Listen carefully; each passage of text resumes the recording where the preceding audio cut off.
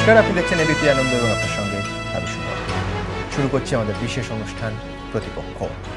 ধর্ষণের বিরুদ্ধে কড়া একটা বার্তা দিতে চাইছিল গোটা দেশ। আজ দিল্লির সাকেত আদালত 4 জন অপরাধীকেই ফাঁসির সাজা শোনালো। 1 মিনিটেরও কম সময়ে মাননীয় বিচারপতি এই সাজা ঘোষণা করেন এবং স্পষ্ট মন্তব্য করেন, এই ধরনের জঘন্য অপরাধের দিক থেকে আদালত চোখ বন্ধ করে থাকতে পারে না। এই অপরাধে মৃত্যুদণ্ডের মতো দৃষ্টান্তমূলক সাজাই হওয়া দরকার। একদিকে গোটা দেশে যেমন এই সাজায় স্বস্তি আছে, অন্যদিকে প্রশ্ন আছে যে দৃষ্টান্তমূলক শাস্তির পরও এই ধরনের ঘটনা কি সত্যি কমে যাবে, নাকি একটা সার্বিক সমাজের মনের মানসিকতার সংস্কার প্রয়োজন। পাশাপাশি এই অনুষ্ঠানে আমরা এই প্রশ্ন তুলব যে এই গোটা ঘটনায় সবথেকে বেশি আক্রমণাত্মক যে ছিল, হিংস্রতার সবথেকে বেশি প্রমাণ যার বিরুদ্ধে ছিল, নাবালক সেই অপরাধীতে, কিন্তু নাবালক হওয়ার জন্যই মাত্র 3 বছরের হোমে রাখার শাস্তি পেতে হয়েছে। এক্ষেত্রে প্রশ্ন যে অপরাধের গুরুত্ব নাকি অপরাধীর বয়স, কোনটা বেশি প্রাধান্য পাবে। পাশাপাশি এই অনুষ্ঠানে কামদুনির ক্ষেত্রে আজকে একটা বড় ঘটনা ঘটেছে। মূল সাক্ষী নির্যাতিতা মেয়েটির কাকা, তিনি আজ মারা গেছেন এবং অভিযোগ যে গত 10 তারিখ পুলিশের সঙ্গে কামদুনির প্রতিবাদীদের যে ধস্তাধস্তি, তাতে তিনি আঘাত পেয়েছিলেন, সেই আঘাতের জেরে মৃত্যু। 10 তারিখের গোটা ঘটনার ফুটেজ আছে এবিপি আনন্দের কাছে, সেই ফুটেজ আপনাদের দেখাবো। সত্যিই কি কাকার সঙ্গে পুলিশের ধস্তাধস্তি হচ্ছে? একেবারে আনএডিটেড ফুটেজ ঠিক কী বলছে এই অনুষ্ঠানেও দেখাবো। অন্যদিকে এই অনুষ্ঠানে দ্বিতীয় পর্বে থাকবে যে 11 বছরের মেয়েটিকে, ফুটফুটে মেয়েটিকে আমরা হারিয়ে ফেললাম, তার মৃত্যুর প্রেক্ষিতে ওঠা প্রশ্নগুলো, এবং গতকাল গোটা দিন ধরে টিভি ক্যামেরায় আমাদের যে দেখাতে হলো স্কুলে যে তাণ্ডব, তা নিয়েও উদ্ভূত প্রশ্ন। কিন্তু এই মুহূর্তে আমার সঙ্গে স্টুডিওতে যারা আছেন, আমার একদিকে আছেন শাশ্বতী ঘোষ, সমাজকর্মী, আছেন ভারতী মুচ্চুদ্দি, প্রাক্তন সদস্য রাজ্য মহিলা কমিশন, আছেন প্রদীপ মুখোপাধ্যায়, কামদুনিশী মাস্টারমশাই, অন্যদিকে আছেন সুজাত ভদ্র, মানবাধিকার কর্মী, আছেন শিক্ষাবিদ মিরাতুন নাহার। সবার আগে আমি এই অনুষ্ঠান শুরু করব আজকে সাকেত আদালতের মাননীয় বিচারপতি ঠিক কী রায় দিলেন, বিস্তারিত।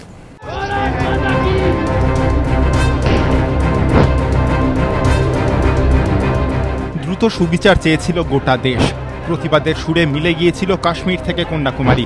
13ই সেপ্টেম্বর দুপুর 2:30টে মিলল বিচার। দিল্লি গণধর্ষণ কাণ্ডে 4 দোষীকেই ফাঁসির সাজা শোনালো সাকেত ফাস্ট ট্র্যাক কোর্ট। বিরলের মধ্যে বিরলতম অপরাধের জন্য মুকেশ সিংহ, পবন গুপ্ত, বিনয় শর্মা এবং অক্ষয় ঠাকুরকে মৃত্যুদণ্ডে নির্দেশ দিলেন বিচারক যোগেশ খান্না। এই রায়ের ফলে সত্যের জয় হলো। প্রতিক্রিয়া সরকার পক্ষের আইনজীবীর। ऑनरेबल जस्टिस योगेश खन्ना ने सभी एक्यूज्ड को फांसी की सजा बरकरार रखी और फांसी की सजा सभी एक्यूज्ड को दिया गया। 16 दिसंबर से जो लोग सभी लगे हुए थे, जो इंडिया गेट पे और यहाँ साकेत कोर्ट के बाहर जंतर मंतर पे, ये सभी लोग जो है संतुष्ट हैं आज की फैसला से, और आज सही मायने में न्याय की जीत हुई है। রায়কে চ্যালেঞ্জ করে উচ্চ আদালতে যাওয়ার কথা জানিয়েছেন অভিযুক্ত পক্ষের আইনজীবী। अगर कल के बाद से भी इस देश में और दिल्ली में रेप की घटनाएं हुई, मर्डर हुए, तो हम अपील डालेंगे हाई कोर्ट में और पूरी शिद्दत के साथ अपील डालेंगे, और जिसमें हम तार तार कर दे देंगे इस जजमेंट को, इस डिसीजन को। সাজা ঘোষণার সময় সাকেত কোর্টের 304 নম্বর কক্ষে আগাগোড়া উপস্থিত ছিলেন মৃতার মা, বাবা ও 2 ভাই। कोर्ट के फैसले से हम बहुत संतुष्ट हैं, क्योंकि हमारे बेटी को इंसाफ मिल गया। लेकिन कहीं न कहीं मन में थोड़ा सा तकलीफ है कि एक जुगनाइल के रूप में बच गया।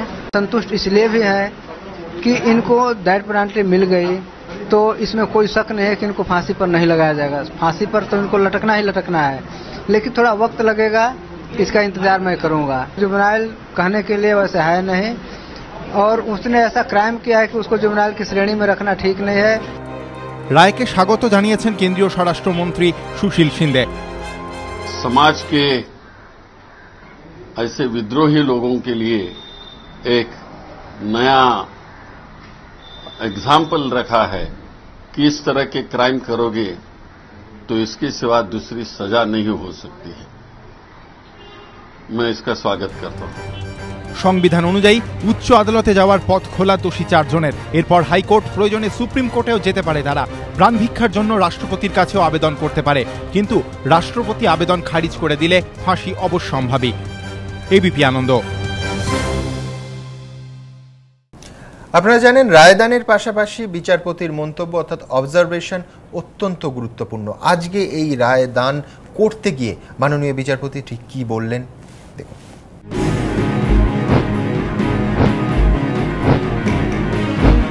চারজনের ফাঁসির সাজা ঘোষণা, সেই সঙ্গে স্পষ্ট বার্তা।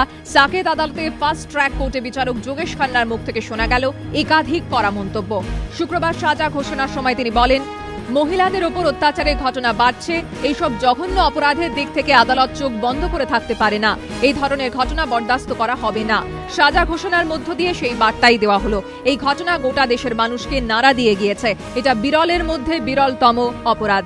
এই অপরাধে ফাঁসির মতো দৃষ্টান্তমূলক সাজাই হওয়া উচিত। বিচারক এদিন ফের একবার বলেন, দোষী সাব্যস্ত করার সময় আদালত বলেছে, মৃতের শরীরে আঘাতের চিহ্ন থেকে স্পষ্ট বোঝা যাচ্ছে শুধু ধর্ষণ নয়, অপরাধীরা খুন করতেই চেয়েছিল এবং গোটা ঘটনাটাই ছিল পূর্ব পরিকল্পিত। এবিপি আনন্দ।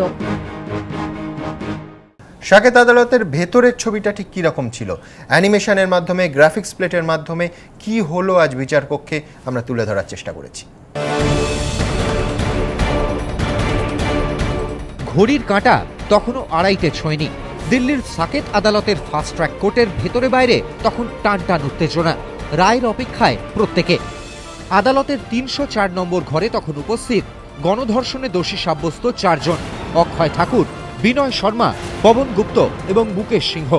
আদালত কক্ষে হাজির মৃতের বাবা মাও। 2:30-এর সামান্য কিছুক্ষণ আগে আদালত কক্ষে প্রবেশ করেন বিচারক যোগেশ খান্না। আদালত কক্ষে তখন শোনা যাবে পিন পড়ার শব্দ। নিজের চেয়ারে বসে 1 মিনিটেরও কম সময়ের মধ্যে বিচারক জানিয়ে দেন 4 জনেরই ফাঁসি। সঙ্গে সঙ্গে কান্নায় ভেঙে পড়ে বিনয় শর্মা। একে একে বাকি 3 জনও ডুকরে কেঁদে ওঠে। অভিযুক্তদের আইনজীবী চেঁচিয়ে বলে ওঠেন, মিথ্যের জয় হলো, সত্যের নয়। কিন্তু রায় শুনে মৃতের বাবা মার মুখে তখন প্রশস্তির ছাপ। দীর্ঘ লড়াইয়ের পর আইনি যুদ্ধে জয়ের আনন্দ। বিচারকের ফাঁসির আদেশের খবর বাইরে আসতেই উচ্ছ্বাসে ফেটে পড়ে জনতা। হাততালি ও স্লোগানে ভেসে যায় সাকেত আদালত চত্বর। এবিপি আনন্দ।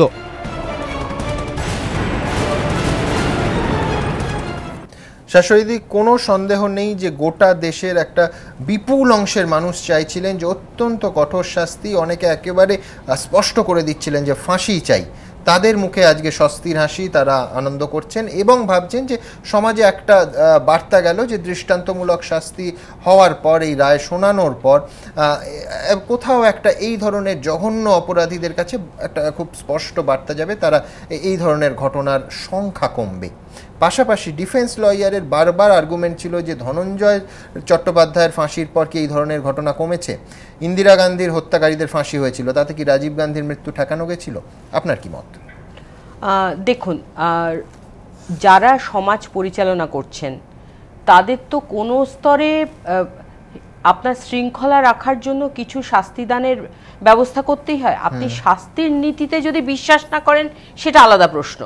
যে আপনি যদি সবই সংশোধনের নীতিতে বিশ্বাস করেন, যাতে মনিকা সেলেসকে ছুরি মারার পরেও তাকে 6 মাস সামাজিক কর্ম করতে হবে, 92 জনকে সুইডেন না নরওয়ে এতে গুলি করে মারার পরেও তাকে কিছু সামাজিক কাজকর্ম করতে হবে। এই পশ্চিমী আদর্শবাদের প্রভাবে অনেকেই এই জায়গাটায় যেটা পৌঁছচ্ছেন, এই প্রশ্নটা যে হিংসার মোকাবিলা কিভাবে করা হবে, তার জন্য নানান রকম প্রয়াস নেওয়া হচ্ছে। শাস্তি তার অন্যতম প্রয়াস। এবং এই বিশেষ ক্ষেত্রটায় আমি খুব নির্দিষ্টভাবে বলতে চাই যে এইটা কিন্তু পুরনো আইনে হয়েছে। পুরনো আইনে কিন্তু ধর্ষণের জন্য হত্যার কোনো শাস্তির ব্যবস্থা নেই। মনে রাখতে হবে, এখানে ধর্ষণের সঙ্গে নৃশংসভাবে হত্যা করা হয়েছে। আর যারা মনে করেন যে প্রাণদণ্ডই থাকা উচিত নয়, সেটা তো একটা অন্য প্যারাডাইমের আলোচনা। আমি সেই আলোচনাটাতেই যাচ্ছি না। আমার কাছে হচ্ছে যে ধর্ষণ এবং হত্যার জন্য, এবং কিছু লোক, আমরা ধরে নিচ্ছি যে ধনঞ্জয়ের পর, দেখুন সমস্তটাই তো কিছুটা সুযোগ এবং কিছুটা হিংসার মনোভাব, সমস্ত মিলিয়েই একটা যে কোনো অপরাধ, ধর্ষণ তো অনেক পরের কথা, একটা চুরির কথা বলছি, চুরির কথাও তো সেক্ষেত্রে শাস্তির তো একটা ব্যবস্থা আছে, এবং সেখানে তো সরকারকে কোথাও বা প্রশাসনকে কোথাও সেই ব্যাপারটা মাথায় রেখেই করতে হয় যে অন্তত কিছু লোক এই ব্যবস্থাটার পরে চুরি করতে সাহস পাবে না, এবং তার সঙ্গে বিপিএল কার্ড তিনি যদি অভাবের থেকে চুরি করেন, যাতে তাকে অভাবের থেকে চুরি করতে না হয় সেই সমস্ত সামাজিক ব্যবস্থাও রাখতে হচ্ছে। ফলে দুদিক থেকেই কিন্তু এই ব্যবস্থাটা চলছে। ফলে আপনি বলছেন একদিকে দৃষ্টান্তমূলক শাস্তি, অন্যদিকে যদি বৃহত্তর সমাজ সংস্কারের কোনো কাজ থাকে সেটা প্যারালালি চলবে, দুটোই একই সঙ্গে চলবে।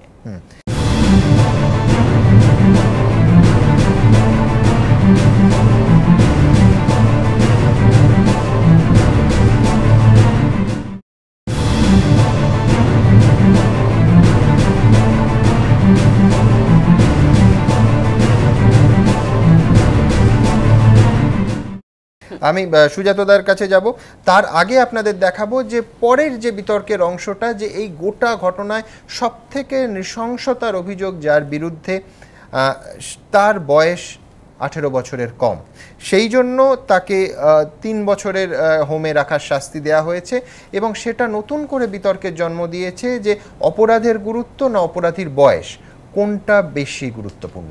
দেখুন, সাজা কিসের ভিত্তিতে হওয়া উচিত, অপরাধ দেখে নাকি অপরাধীর বয়স দেখে? দিল্লি গণধর্ষণ কাণ্ডে দোষী নাবালককে 3 বছরের সাজা ঘোষণার পর এই প্রশ্নই ফের নতুন করে উঠতে শুরু করেছে। দিল্লি গণধর্ষণ কাণ্ডে অভিযুক্ত 6 জনকেই গ্রেফতার করে পুলিশ। এর মধ্যে 4 দোষীকে শুক্রবার ফাঁসির নির্দেশ দিল দিল্লির সাকেত আদালত। বাকি 2 দোষীদের মধ্যে রাম সিংহের তিহার জেলের মধ্যেই অস্বাভাবিক মৃত্যু হয়, আর একজন দোষী নাবালক। গত বছর 16 ডিসেম্বর অপরাধের দিন তার বয়স ছিল 18-র কম, 17 বছর 6 মাস 24 দিন, অর্থাৎ আইনের ভাষায় নাবালক। তাই নৃশংস অপরাধ সত্ত্বেও তাকে 3 বছর বিশেষ হোমে রাখার সাজা দেওয়া হয়েছে, এটাই সর্বোচ্চ সাজা। ইতিমধ্যে ওই নাবালকের প্রায় 6 মাস হাজতবাস হয়ে গিয়েছে, তাই তাকে আর 2.5 বছর মতো হোমে থাকতে হবে, তারপরই মুক্তি। বয়স কম হলে কি হবে? পুলিশের চার্জশিট অনুযায়ী দিল্লিতে কলেজ ছাত্রকে গণধর্ষণ করে খুনের ঘটনায় সবথেকে বেশি নৃশংস ভূমিকা নিয়েছিল এই নাবালকই। চলন্ত বাসে ধর্ষণের পর শরীরের মধ্যে রড ঢুকিয়ে দেওয়া হয়েছিল। গোটা দেশ এই ভয়াবহতার কথা শুনে শিউরে উঠেছিল, কিন্তু ওই নাবালকের কোনো তাপ উত্তাপ ছিল না। আদালতে তার অপরাধ বোধহীন নির্বিকার মুখ দেখে ক্ষোভে ফেটে পড়েছিলেন মৃত ছাত্রীর দাদা। এই খুদে খুনি, এই কম বয়সী ধর্ষকই আইন অনুযায়ী আর কয়েকটি মাস পর মুক্তি পাবে, আর 5টা সাধারণ মানুষের মতোই ঘুরে বেড়াতে পারবে রাস্তাঘাটে। 3 বছরের সাজা কি এই খুদে শয়তানকে পাল্টাতে পারবে? প্রশ্ন তুলেছেন অনেকেই। পাল্টা কারুর কারুর বক্তব্য, আইন আইনের পথেই চলবে, কিন্তু তা সত্ত্বেও প্রশ্নটা থেকেই যাবে, অপরাধের গুরুত্ব নাকি অপরাধীর বয়স, কোনটা বিবেচ্য? এবিপি আনন্দ। সুজাতদার, দেশের একটা বড় সংখ্যক মানুষ মনে করছেন যে এই ধরনের নৃশংস কাজ যারা করতে পারে, ফাঁসি তাদের যোগ্য শাস্তি, এবং এরা সংশোধন বা কয়েক বছর পর সংশোধিত হবে এই রকম আশা, এই রকম নৃশংস অপরাধীদের ক্ষেত্রে আশা করা মূর্খতা। কি বলবেন? আমি তো সাজা হিসাবে ফাঁসি আইনের বইতে রাখার বিরুদ্ধে। সাজা ধারণা ক্রমশ বদলেছে, শুধু এটা পশ্চিমী দুনিয়া ধারণা নয়, সারা পৃথিবী জুড়ে অপশ্চিমী দেশেও সাজা হিসাবে মৃত্যুদণ্ড রাখা হয় না। তার কারণটা হচ্ছে সাজা যেটা রেট্রিবিউটিভ, সেটা সাজার যে স্তরে আমরা সভ্যতার যে স্তরে ছিলাম, সেই রেট্রিবিউটিভ স্তরে থেকে আমরা পেরিয়ে সভ্যতার যে স্তরে এসেছি। যেমন আমরা কর্পোরাল পানিশমেন্ট এখন মানি না, বহু ইসলামিক রাষ্ট্রে এখনও ধর্ষণ, চুরি, ডাকাতির জন্য কর্পোরাল পানিশমেন্ট আছে, ব্যভিচারের জন্য পাথর ছুঁড়ে মারা আছে, যেগুলো আমরা মানি না। আমরা সভ্যতার একটা স্তরে, তখন পশ্চিমী অপশ্চিমী তফাৎ ভেদাভেদ ভুলে আমরা সভ্যতার আর একটা জায়গায় চলে এসেছি। আমি মানবাধিকার দর্শনে যেটা বিশ্বাস করি, তার ইউনিভার্সালিটিতেও আমি বিশ্বাস করি, যে তার একটা সার্বজনীনতার গুরুত্ব আছে। সেখানে মৃত্যুদণ্ড একইভাবে নৃশংস, একইভাবে বর্বর, একইভাবে একটি লোককে শেষ খাবার খাইয়ে, শেষ ইচ্ছা জানিয়ে নরবলি দেবার মতো বদ্ধভূমিতে নিয়ে যাওয়া, এটা হিংসাকে আরও বাড়ায়।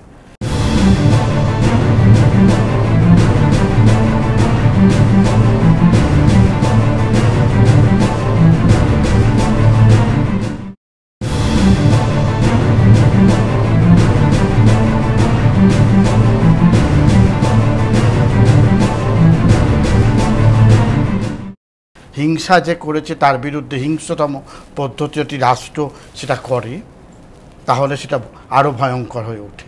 যখন সৈন্যবাহিনী, আধা সামরিক বাহিনী অথবা শনি শরীরের ওপর যে পুলিশ অফিসার অত্যাচার করে, ধর্ষণ করে, তার তো কোনো সাজা হয় না।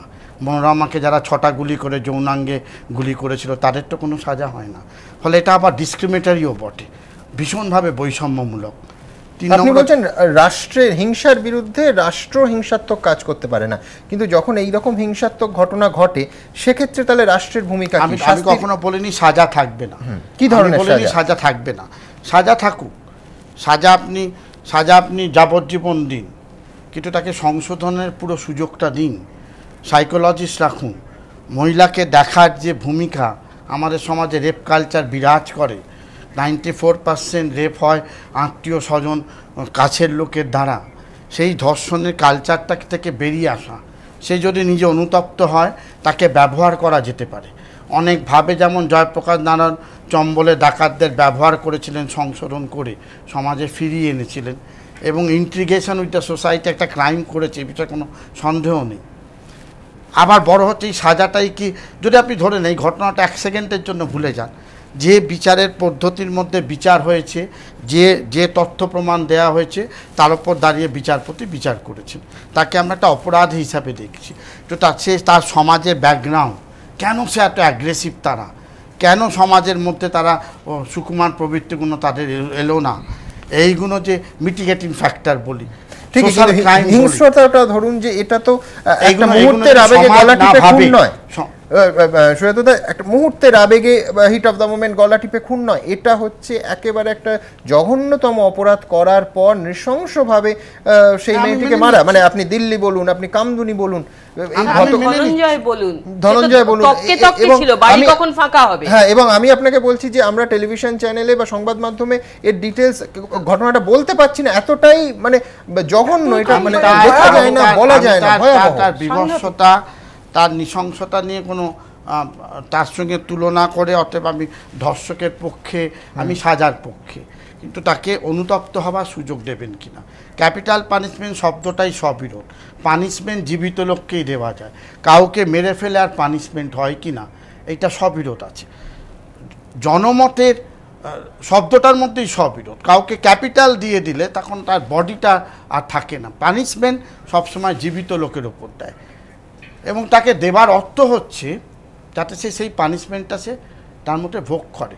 পৃথিবী জুড়ে, আমি একটা লাইন বলি, পৃথিবী জুড়ে ইন্টারন্যাশনাল ক্রিমিনাল কোর্ট আছে যারা ক্রাইম এগেন্স্ট হিউম্যানিটি করে, মানে ধারাবাহিক ধর্ষণ করে, ধর্ষণকে ওয়েপন হিসেবে ব্যবহার করে, সেখানেও ফাঁসি নেই। এই কারণে নেই, নুরেমবার্গেও ফাঁসি হয়নি। হ্যাঁ, নুরেমবার্গ লাস্ট, তারপর দেশ এগিয়েছে, ভারতী দেবী, তারপর দেশ এগিয়েছে, তারপরে জাপান ট্রায়ালই লাস্ট, এখন যে আইসিসি কোর্টে ট্রায়াল, এখন যে আইসিসি কোর্টে ট্রায়াল হচ্ছে, আপনি তো 48 সালের কথা বলছেন, আমি বলছি এখন যে international criminal court United nation করেছে, ভারত সরকার যে ইন্টারন্যাশনাল কমনেন্টে সই করে বলেছে আমি ভবিষ্যতে মৃত্যুদণ্ড ভারতবর্ষ থেকে তুলে দেবো, সেই কমিটমেন্টের জায়গাটায় আমরা দেখছি যে মৃত্যুদণ্ডের প্রকোপটা রাষ্ট্র সাজা হিসাবে ব্যবহার করছে, যেটার আমি বিরোধী।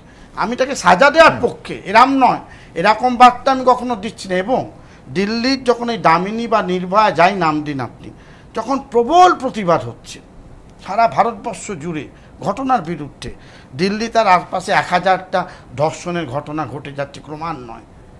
ফলে ধর্ষণ কি দৃষ্টান্তমূলক শাস্তি, যেটা আপনি বলছেন, কোথাও যেন একটা বার্তা পৌঁছবে। You are not very sure, কিন্তু আপনি একটা অ্যাবস্ট্রাক্ট লেভেলে বলছেন কোথাও যেন কারোর কাছে সম্ভাব্য যে দোষী, অপরাধ করলে শাস্তি হয় এবং কড়া শাস্তি হয় এবং দ্রুত শাস্তি হয়, এইগুলো তো বার্তা। 9 মাসের মধ্যে আমি সেগুলো কোনো রেট অফ কনভিকশন যদি আপনি বাড়ান, যে ধর্ষণের ঘটনা রেট অফ কনভিকশনই আমাদের ধর্ষণের ঘটনায় খুব কম, রেট অফ কনভিকশনে আমি বলছি মূল সাজাটার প্রশ্ন, রেট অফ কনভিকশন বাড়ান না, কোনো আপত্তি নেই, ফাস্ট ট্র্যাক কোর্টে আপনি সাজা দিয়ে দিন। আমি বলছি এমন একটা সাজা, সেটা যদি এরকম হয় জজেসের মনোগত ধারণার ওপর, একই ধরনের ঘটনায় সুপ্রিম কোর্টে আপনাকে অসংখ্য নজির দেখিয়ে দেবো যেখানে যাবজ্জীবন সাজা হয়েছে, ধনঞ্জয় সাজাতে ফাঁসি দিয়েছেন, পরে এসবি সিনহা জাস্টিস একই ধরনের ঘটনায়, মহারাষ্ট্রের ঘটনায় তাকে যাবজ্জীবন সাজাদণ্ড দিল। ধনঞ্জয়ের ঘটনা উঠেছে, এটা আপনি জানবেন, এত বড় মিসক্যারেজ অফ জাস্টিস হয় না, ইনডাইরেক্ট এভিডেন্সের ওপর তাকে ফাঁসি দেওয়া হয়েছে। সুপ্রিম কোর্টে রায় পড়বেন ইনডাইরেক্ট এভিডেন্স। আমি এই ফাঁসি নিয়ে বিতর্ক এবং আজকে রায় আসবো, কিন্তু তার আগে আপনাদের দেখাবো যে 4 জনকে আজ ফাঁসির আদেশ দেওয়া হলো, সেই 4 জন অপরাধী ঠিক কি করতেন, কি ছিলেন তারা, যখন সমাজে সুস্থ মানুষের মতো হেঁটে চলে বেড়াতেন তখন তারা ঠিক কি করতেন।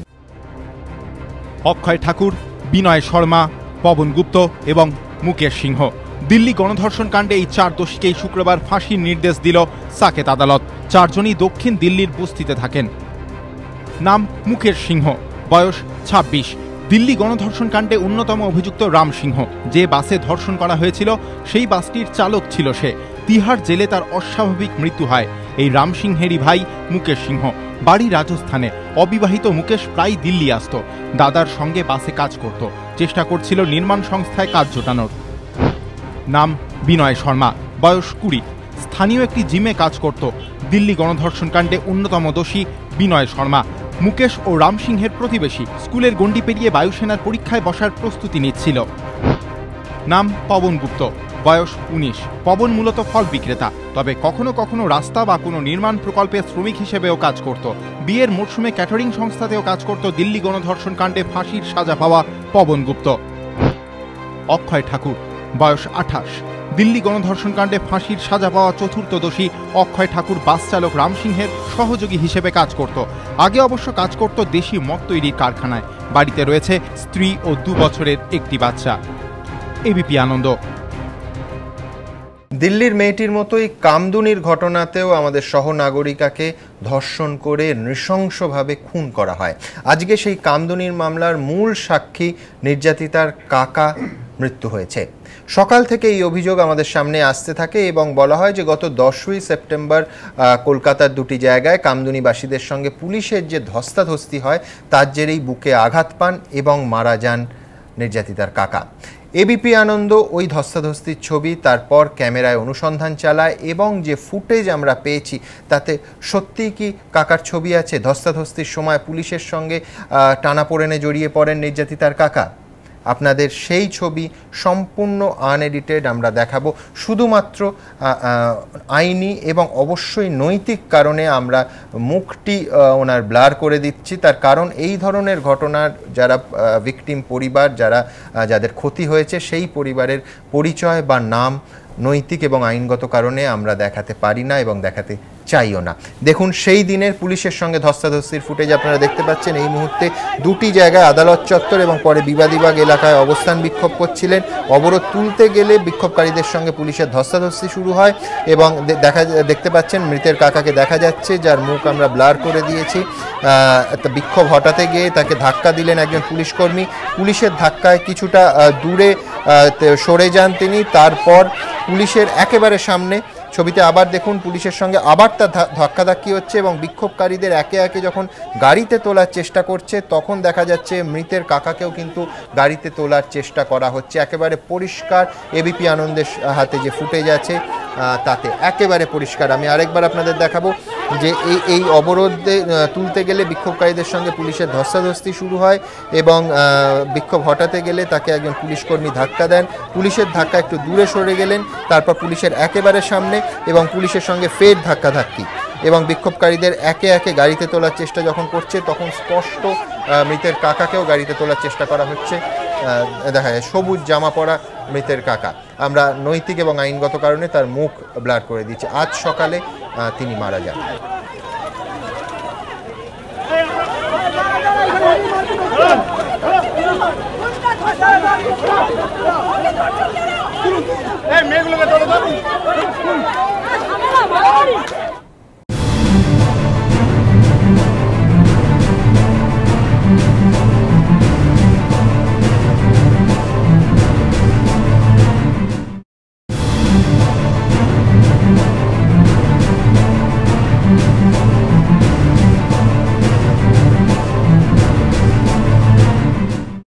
এই ঘটনার পরিপ্রেক্ষিতে কামদুনির বাসিন্দাদের কি অভিযোগ?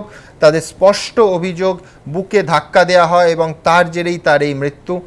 দেখুন, দিল্লি গণধর্ষণ কাণ্ডে যেদিন 9 মাসের মধ্যে 4 ধর্ষককে ফাঁসির সাজা শোনালো দিল্লি আদালত, ঠিক সেদিনই কামদুনি ধর্ষণ কাণ্ডে অন্যতম প্রধান সাক্ষীর মৃত্যু ঘটল। এই সাক্ষী আর কেউ নন, খোদ মৃত কলেজ ছাত্রীর কাকা, যিনি শেষবার জীবিত অবস্থায় দেখেছিলেন ওই তরুণীকে। মৃত্যুর জন্য পুলিশ এবং হাসপাতাল দুপক্ষের দিকেই অভিযোগের আঙুল তুলছে মৃতের পরিবার ও কামদুনিবাসী।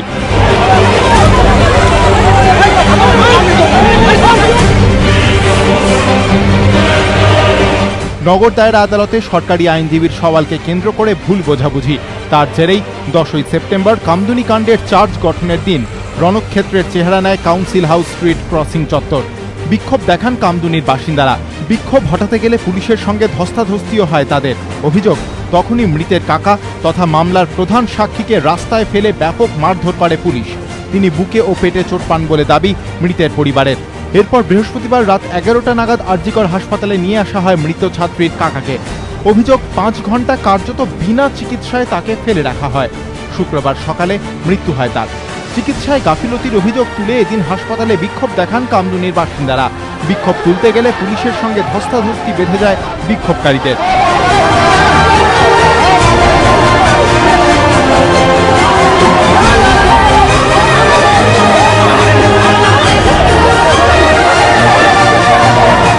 বাবাকে পুলিশ লাথি মেরে ফেলে দিল, তা বাবা এবার বুকি লেগেছে, বুক যন্ত্রণা করছে। তাই এবার হসপিটালে এসেছিল 11টার সময় এসেছে। তার কালকে যে রাত্রি বুক মুখ হেভি যন্ত্রণা করছে, তাই এসে 11টার সময় রাস্তায় হসপিটালে এনেছে। তার ডাক্তার ও কিছু চিকিৎসা করিনি। কালকে হসপিটালে নিয়ে এসছে রাত 11টার সময়, নিয়ে এসে আউটডোরে ওনাকে ফেলে রেখেছে। ডাক্তাররা ওনাকে আউটডোরে ফেলে রেখেছে, গায়ে হাতই দেয়নি। সকাল যখন 5টার সময় ওনাকে দেখছে তখন উনি মৃত্যু জীবনে চলে গেছে। আর মানে ওনার রাস্তা নেই, তাহলে ডাক্তাররা কিসের জন্য আছে? আউটডোরে ফেলে রাখার জন্য। ক্ষুব্ধ কামদুনির প্রশ্ন, আসামিরা নিরাপত্তা পাচ্ছে, কিন্তু সাক্ষীদের নিরাপত্তা কোথায়? আসামির পক্ষে সিকিউরিটি গার্ড দিচ্ছে, আর যে প্রধান যে সাক্ষীদার তাকে কোনো পুলিশ প্রশাসন কোনো সিকিউরিটি গার্ডই দিল না। তাহলে এটা কিসের আইন? এতে তাও পুলিশ প্রশাসন ওনাকে মারলো, আবার উনি প্রধান সাক্ষীও পুলিশ ওনাকে মারলেন, আবার এখানে এসে ওনাকে চিকিৎসা করা হলো না। তার কিসির আইন আমাদের মাথায় ঢুকছে না। পরিবারের একমাত্র রোজগারের সদস্য ছিলেন তিনি, এখন আর নেই। কি করে চলবে সংসার বুঝে উঠতে পারছে কামদুনি। যদিও এই মৃত্যু বিতর্কের মধ্যেও সিপিএম এর রাজনীতি খুঁজে পাচ্ছেন জ্যোতিপ্রিয় মল্লিক। কামদুনি নিয়ে আমার মনে হচ্ছে যে যা করছে কামদুনি, কয়েকটি বাসিন্দা মিসগাইড করছে। আমরা মনে করি যে এর সাথে পুলিশের ধাক্কা দেখি, পুলিশের কোনো ব্যাপার নেই। মৌসুমি কয়ের পরিবারটাই সিপিএমের, সে দলীয় তৃণমূলকে ছোট করার জন্য তারা গ্রামে এইসব করে বেড়াচ্ছে। কাকার মৃত্যু স্বাভাবিক মৃত্যু, অস্বাভাবিক মৃত্যু না, কেন এই নিয়ে রাজনীতি হচ্ছে? শঙ্কিত কামদুনিবাসীর প্রশ্ন, অন্যতম প্রধান সাক্ষীর মৃত্যুর ফলে বিচার বিলম্বিত হবে না তো? পরিবহন মন্ত্রীর আশ্বাস, সুবিচারই হবে। মমতা বন্দ্যোপাধ্যায়ের রাজত্বে এইটুকুনি বলতে পারি, যেখানেই অন্যায় হবে সেখানেই বিচার থাকবে। আরজিকর মেডিকেল কলেজ কর্তৃপক্ষ জানিয়েছে মৃত্যুর কারণ খতিয়ে দেখতে একটি তদন্ত কমিটি গঠন করা হয়েছে। এদিকে কামদুনি কাণ্ডে বিশেষ তদন্তকারী দল গঠনের এবং সরকারি আইনজীবী বদলের আর্জি এদিন খারিজ করে দিয়েছে সুপ্রিম কোর্ট। এবিপি আনন্দ।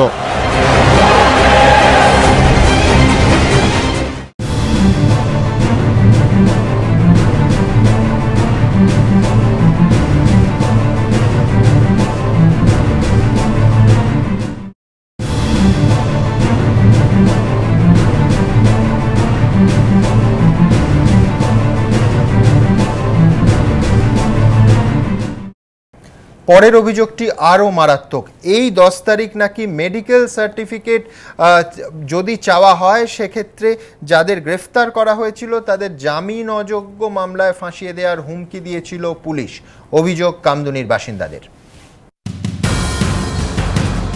কামদুনি কাণ্ডের অন্যতম প্রধান সাক্ষী মৃতার কাকার মৃত্যু হলো। গত 10 তারিখ পুলিশের সঙ্গে ধস্তাধস্তিতে তিনি গুরুতর আহত হন বলে অভিযোগ তার পরিবারের।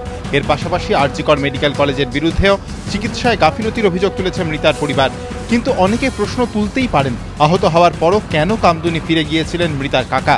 কেন সেদিনই আরজি করে ভর্তি হননি তিনি? উত্তরটা কিন্তু লুকিয়ে রয়েছে মৃতার ভাইয়ের আগের বক্তব্যে। মঙ্গলবার অর্থাৎ ঘটনার দিন পুলিশের সঙ্গে বিক্ষোভকারীদের ধস্তাধস্তিতে মৃতার এক ভাইও অসুস্থ হয়ে পড়েছিলেন। তাকে প্রথমে মেডিকেল কলেজ হাসপাতালে নিয়ে যাওয়া হয়, পরে ছেড়ে দেওয়া হয়। বুধবার ফের অসুস্থ বোধ করায় তাকে আরজিকর মেডিকেল কলেজ হাসপাতালে নিয়ে যাওয়া হয়। পরীক্ষা করার পর দেওয়া হয় মেডিকেল সার্টিফিকেট। তখনও প্রশ্ন উঠেছিল এই মেডিকেল সার্টিফিকেট মঙ্গলবার দেওয়া হলো না কেন। মৃতার ভাই তখন সরাসরি অভিযোগ করেছিলেন পুলিশই তাদের ওপর অভিযোগ না জানানোর জন্য বারবার চাপ দিয়েছিল। যাদের গ্রেফতার করা হয়েছিল তাদের জামিন অযোগ্য মামলায় ফাঁসিয়ে দেওয়ার হুমকি দিয়ে ব্ল্যাকমেলও করা হয়েছিল।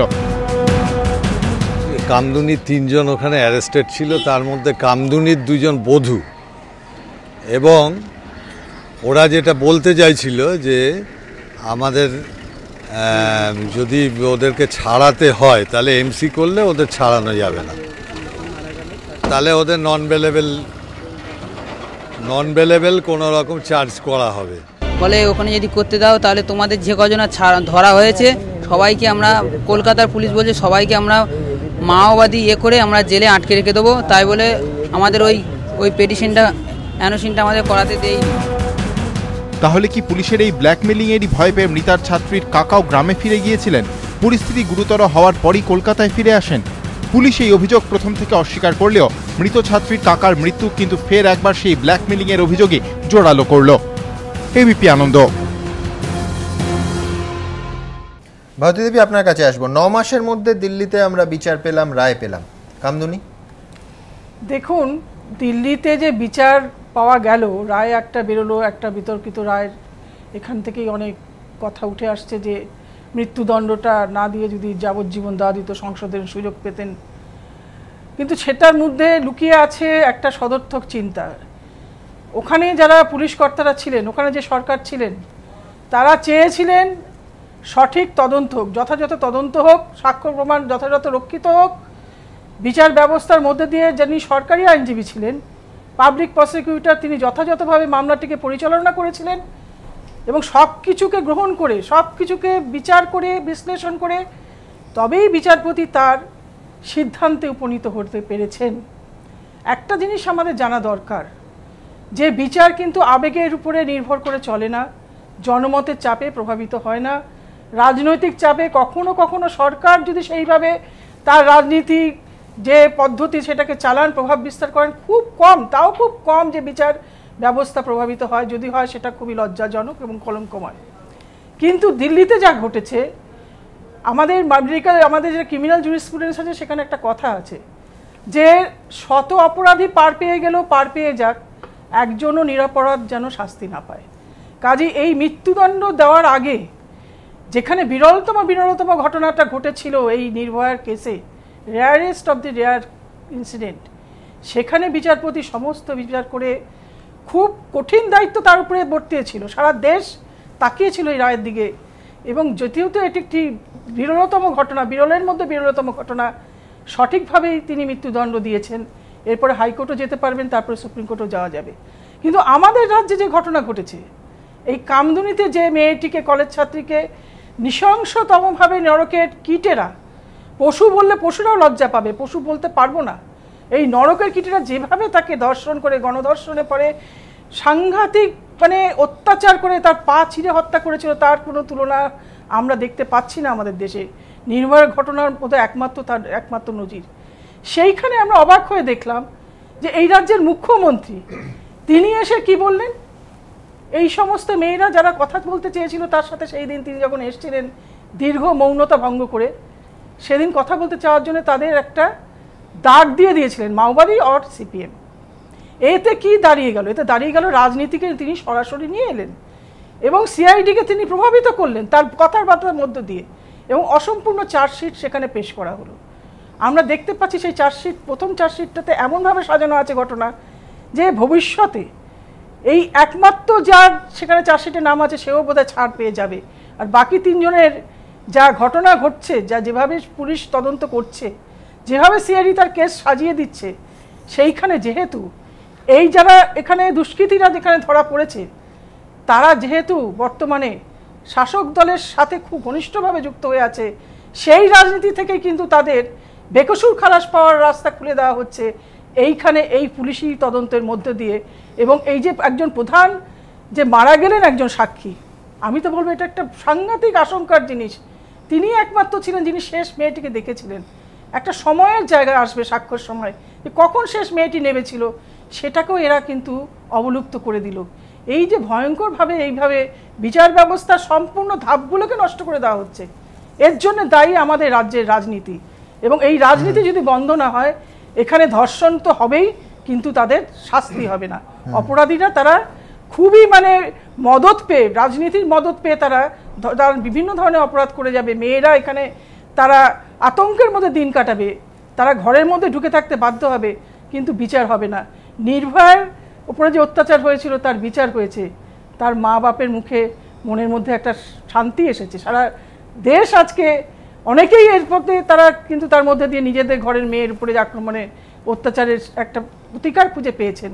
কিন্তু আমাদের ঘরের মেয়ের উপরে যে অত্যাচারটা হয়েছে কামদুনিতে, আমরা বোধহয় তার প্রতিকার পাবো না, এটাই আমার মনে হচ্ছে। আমি প্রদীপবাবুর কাছে যাব। প্রদীপবাবু, আপনার অভিযোগ অত্যন্ত গুরুত্বপূর্ণ, যে স্বাভাবিকভাবেই প্রশ্ন উঠবে যে মেডিকেল কলেজে যদি এই মেয়েটির ভাই আহত অবস্থায় যেতে পারে, মেডিকেল সার্টিফিকেট কেন কাকার ক্ষেত্রে নেওয়া হলো না? পুলিশ আপনাদের ঠিক কি বলেছিল? পুলিশ প্রথমে আমরা যখন মানে ওর ছোট ভাইকে ইনজোর্ড হওয়ার জন্য আমি এবং যে আজকে মারা গেছেন এবং আরেকজন, এই তিনজনে আমরা নিয়ে আসি আর কি পেশেন্টকে, এবং সঙ্গে একজন পুলিশ অফিসার ছিলেন। তা আমরা নিয়ে আসার পরে তা আমরা অ্যাডমিট করার পরে স্ক্যান করিয়ে দেন, খুব তাড়াতাড়ি করেছে পুলিশ সঙ্গে আসার জন্য, এবং ডাক্তার দেখলেন, দেখে বললেন ঘন্টা দুয়েক আমরা ওয়েট করুন, তারপরে দেখছি। আমরা স্ক্যান রিপোর্ট আসলো, দেখলো সব ঠিক আছে। এবার তারপরে আমাকে ডেকে নিয়ে বলা হলো, দেখুন আপনাদের সঙ্গে একটা কথা আছে যে আপনাদের ওই 11 জনকে ছেড়ে দেওয়া হবে। আমাকেই বললেন আর কি, 11 জনকে ছেড়ে দেওয়া হবে, কিন্তু আপনারা তাহলে পেশেন্ট নিয়ে চলে যাবেন, কোনো মেডিকেল সার্টিফিকেট নেবেন না। ইন দ্য মিনটাইম আমরা গিয়ে কিন্তু যে মেডিকেল সার্টিফিকেট দিচ্ছে তার সঙ্গে কথা বলেছি। সে বললেন হ্যাঁ আপনি সব করান ট্রিটমেন্ট, তারপর আমি মেডিকেল সার্টিফিকেট দেবো দেখে টেকে। তা পুলিশ যখন আমাকে আবার এই কথা বলল, এবার আমি দেখছি গ্রামের দুজন বধূ তারাও মার খেয়েছে, তারা একদম স্টেটমেন্ট দিয়েছে আপনাদেরকে এবং অন্যান্য চ্যানেলে, এবং তাদের মুখটুক ফুলে আছে। তারা বলছে যে তাদেরকে মানে একদম গ্রামে যারা কোনোদিন কলকাতায় আসে না সেই রকম, তাই তাদেরকে আমি ফেলে আমি গ্রামে ফিরে যাব, এটা ঠিক বাঞ্ছনীয় নয়, তাহলে আবার গ্রামেও একটা অশান্তি হতে পারে। তা আমি দেখলাম যে আমাকে ঠান্ডা মাথায় ব্যাপারটাকে মিটিয়ে নিয়ে আমাকে সবাইকে নিয়েই ফিরতে হবে। তখন আমাদের বলা হলো যে আপনারা সবাই মিলে পেশেন্টটাকে নিয়ে, পেশেন্ট যখন ঠিক আছে আপনারা নিয়ে হেয়ার স্ট্রিট থানায় চলুন, আমরা পৌঁছে দিচ্ছি গাড়িতে। তা গাড়ি করে পৌঁছেও দিলেন। আমরা হেয়ার স্ট্রিট থানায় বসলাম। বসার পরে হেয়ার স্ট্রিট থানার যে বড়বাবু তিনি আমায় বলছেন যে 3 জনকে ছাড়া হবে। ওই 3 জন মানে কামদুনির লোক 3 জন, বাদবাকি 8 জন হচ্ছে আউটসাইডার।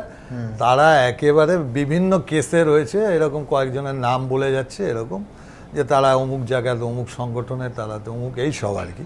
তাতে আমাকে বলা হলো যে ওরা বহিরাগত। আমি বললাম যারা আমাদের সঙ্গে প্রথম থেকে আছে, হতে পারে তারা কামদুনির না, তারা তো নিশ্চয়ই পশ্চিমবঙ্গবাসী এবং ভারতবর্ষের নাগরিক, তারা আমার পেছনে আছে, তাদেরকে ফেলে আমি 3 জনকে নিয়ে যেতে পারি না। তাহলে ঠিক আছে, আপনি কাউকেই ছাড়তে হবে না, আমরা পেশেন্ট নিয়ে আবার মেডিকেল কলেজে আবার ভর্তি করে দিই। যেই বলার পরে উনি বললেন যে আমি ডিসির সঙ্গে কথা বলছি। এবার উনি ডিসির সঙ্গে কথা বলে বাইরে গিয়ে এসে বললেন না ঠিক আছে আমরা 11 জনকেই ছেড়ে দিচ্ছি।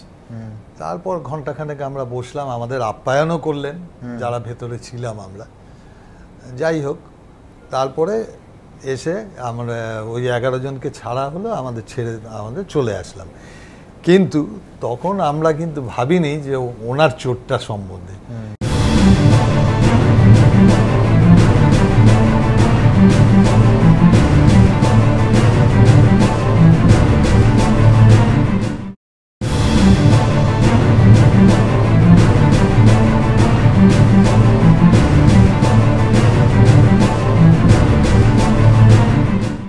এবার উনি বলেছিলেন তখন যে আমাকে মেরেছে ঠেলেছে, কিন্তু উনি তখন মানে মেইনলি ওর ভাইপোরটাকে নিয়ে খুব ওরিড ছিলেন, খুব উত্তেজিত ছিলেন। মানে উনিও তো আমার সঙ্গে ট্যাক্সি করে পেশেন্টটা নিয়ে গেছেন, উনি মানে 14 মিনিট সে সেন্সলেস ছিল। এবার তার জন্য আমার থেকে ওনার ভাইপো, ওনার নিশ্চয়ই আরও বেশি আছে চিন্তাটা, কি হবে স্যার, কি হবে, ও বেঁচে আছে তো, এরকমও বলেছে আমার। তা যাই হোক আমরা এনে আমি বললাম যে না সেরকম ভয় পাওয়ার কিছু নেই, ও প্রবলেম একটা হয়েছে, ঠিক হয়ে যাবে। তাই আস্তে আস্তে সে রিকভার করে গেল। তারপরে আমরা তো ব্যাক করে আসি। এরপরে তো আমি আজকে সকালবেলা নিউজে আমি এইটা নিয়ে মিরাতুন্দির কাছে যাব। সরকারি হাসপাতাল মেডিকেল সার্টিফিকেট দেব না, তার জন্য শর্ত প্রশাসন চাপাতে পারে, এটা কি করে সম্ভব? এই গল্পটা, ওনাদের যে অভিযোগটা, সেটাই তো একটা নজিরবিহীন ঘটনা। মানে এটা তো ক্রিমিনাল অফেন্স যদি হয়।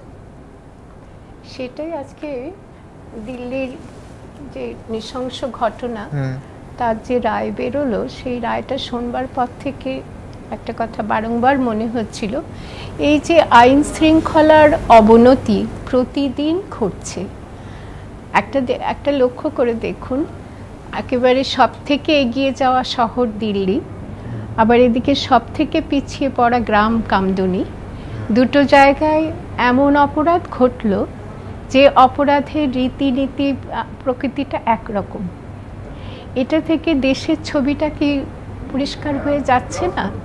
সমস্ত দেশ একটা প্রান্ত থেকে আরেকটা প্রান্ত, একেবারে পিছিয়ে পড়া গ্রাম আর এগিয়ে যাওয়া শহর, রাজধানী শহর, এই দুটো ক্ষেত্রে যে ঘটনা ঘটছে, এক্ষেত্রে ব্যক্তি অপরাধীকে শাস্তি দিয়ে সত্যি সত্যি এই এক্ষুনি প্রদীপবাবু যে ছবি আমাদের কাছে তুলে ধরলেন, ব্যক্তি অপরাধীকে শাস্তি দিয়ে কতটা যে এই সমস্ত পরিস্থিতির বদল ঘটানো যাবে, সেটাই আজকে কিন্তু বেশি প্রশ্ন। প্রত্যেক দিন পুলিশের কাজ থাকে, প্রশাসনের কাজ থাকে মানুষের নিরাপত্তা দেওয়া, মানুষ নিরাপদে জীবনযাপন করবে, তার সুযোগ সুবিধা, অভাব অভিযোগগুলো মিটিয়ে ফেলতে পারবে। সেখানে দেখা যাচ্ছে আইন শৃঙ্খলা এতটুকু কোথাও কাজ করছে না, যার ফলে এরকম আমরা একটা গোটা দেশের চিত্র পাচ্ছি, গণধর্ষণ আর মৃত্যু। আরেকটা যে ব্যাপার এক্ষেত্রে লক্ষণীয়, রাজনৈতিক বিরোধিতায়, দলীয় বিরোধিতায় হত্যা ঘটছে, খুন ঘটে। আর এদিকে দেখা যাচ্ছে নারী পুরুষের সম্পর্কে এমন তলানিতে এসে ঠেকেছে যে সেখানে ছেলেরা মেয়েদের উপরে এরকম নৃশংস অত্যাচার করে খুন করে ফেলছে, হত্যা করে ফেলছে। তো এই দুটো হত্যার মধ্যে, দু ধরনের হত্যার মধ্যে কোথাও যেন আমি একটা ছবি খুঁজে পাই এক ধরনের, যে রাজ্যের অবস্থার অবনতি সাংঘাতিক হলে তবে এরকম দুটি ঘটনা প্রতিনিয়ত ঘটতে পারে এবং সেটা প্রতিদিনের আইন শৃঙ্খলার অবনতি।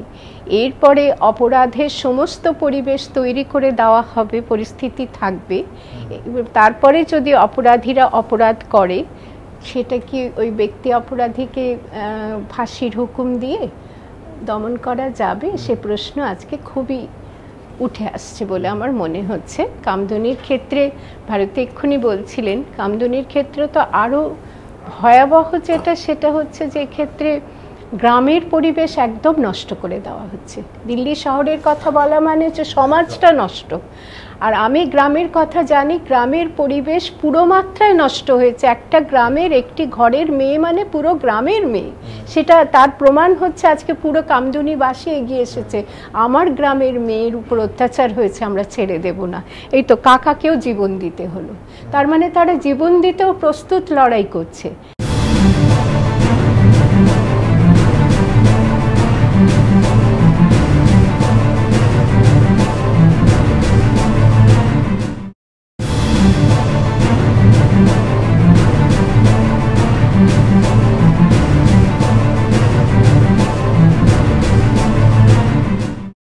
সেই ক্ষেত্রে কোন পরিস্থিতিতে রাজনীতি এমন জায়গায় পৌঁছেছে যে গ্রামগুলোকে ভয়াবহ পরিস্থিতির মধ্যে গ্রামের মানুষদের থাকতে হচ্ছে।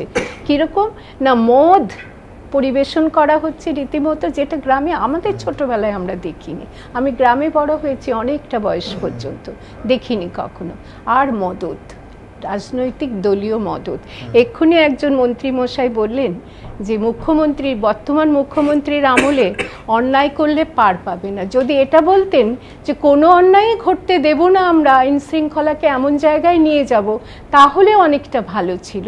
সেটা অন্তত রাজ্যবাসীর পক্ষে কিছুটা আনন্দের খবর হতো, তা না অন্যায় ঘটলে আমাদের বিচার হবে। বিচার মানে তো ওই আইনের পথে চলবে, বিচার মানে তো তদন্ত চলছে, নিরপরাধীরাই হয়তো শাস্তি পাবে, অপরাধী পার পেয়ে যাবে না, পুরো রাজনৈতিক মদতে, দলীয় মদতে পার পেয়ে যাবে। আর গ্রামের মধ্যে ওই রকম রাস্তাগুলো আমরা যেভাবে দেখি শহরের মানুষরা, যে রাস্তা এত বিরল, এমন রাস্তা যেখানে মানুষজন নেই, নির্জন রাস্তা, এগুলো গ্রামের ক্ষেত্রে প্রযোজ্য নয়। গ্রামের নির্জন রাস্তাও অনেক বেশি ভালো ছিল। এই সব দুর্বৃত্তরা যদি রাজনীতির দলাদলির প্রশ্রয়ে যদি এই দুর্বৃত্তদের গ্রামের মধ্যে ঠেক দিয়ে না দেওয়া হতো, তাহলে কখনোই এই কামদুনির কন্যাটিকে প্রাণ দিতে হতো না। এই পরিস্থিতি তৈরি করলো যারা, তাদের জন্য কি শাস্তি, এটা হচ্ছে আমার প্রশ্ন। আপনাদের সবাইকে অনেক ধন্যবাদ। আমরা এই পর্বের অনুষ্ঠান এখানেই শেষ করছি।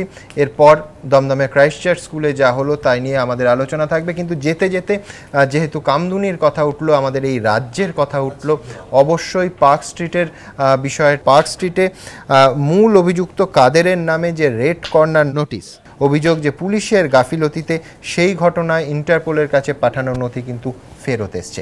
দেখুন। পার্ক স্ট্রিট কাণ্ডে ফের মুখ খুলল কলকাতা পুলিশের। ইন্টারপোল থেকে ফিরে এলো মূল অভিযুক্ত কাদেরের নামে রেড কর্নার নোটিশ জারির জন্য পাঠানো নথি। প্রশ্নের মুখে কলকাতা পুলিশের গোয়েন্দা দক্ষতা। কোথায় কাদের? এখন তার টিকিটেও খুঁজে পায়নি পুলিশ।